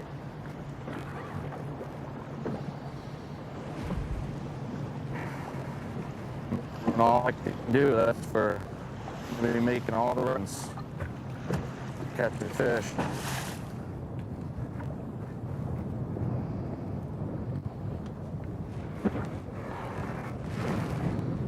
I have one big fish that really fell. Got him. What we have seen today, probably the best full day of fishing we have laid our eyes on. Oh, I would absolutely say so. Of all the days here at amazing Cherokee, here in Tennessee, not too far from Knoxville, where we will be. All right, big dude. About 4 o'clock today, Eastern time, in the Knoxville Convention Center. Dave Mercer will crank up the weigh-in, and we will decide this thing. Till then, I got no clue. Hey, man, big hats off to everybody. The crew out there, Davey, Dave Mercer, all the camera guys, Bass staff, and most of all, Brian Mason. Brian Mason, man, what a career. Cameraman for the Bassmasters, one of the best ever, Tommy Sanders. Absolutely a difference maker. The history of coverage of this sport would not be the same without him. Brian, we're going to miss you so much. We'll see you guys next time. Weigh in coming up at 4 o'clock here on Bassmaster.com.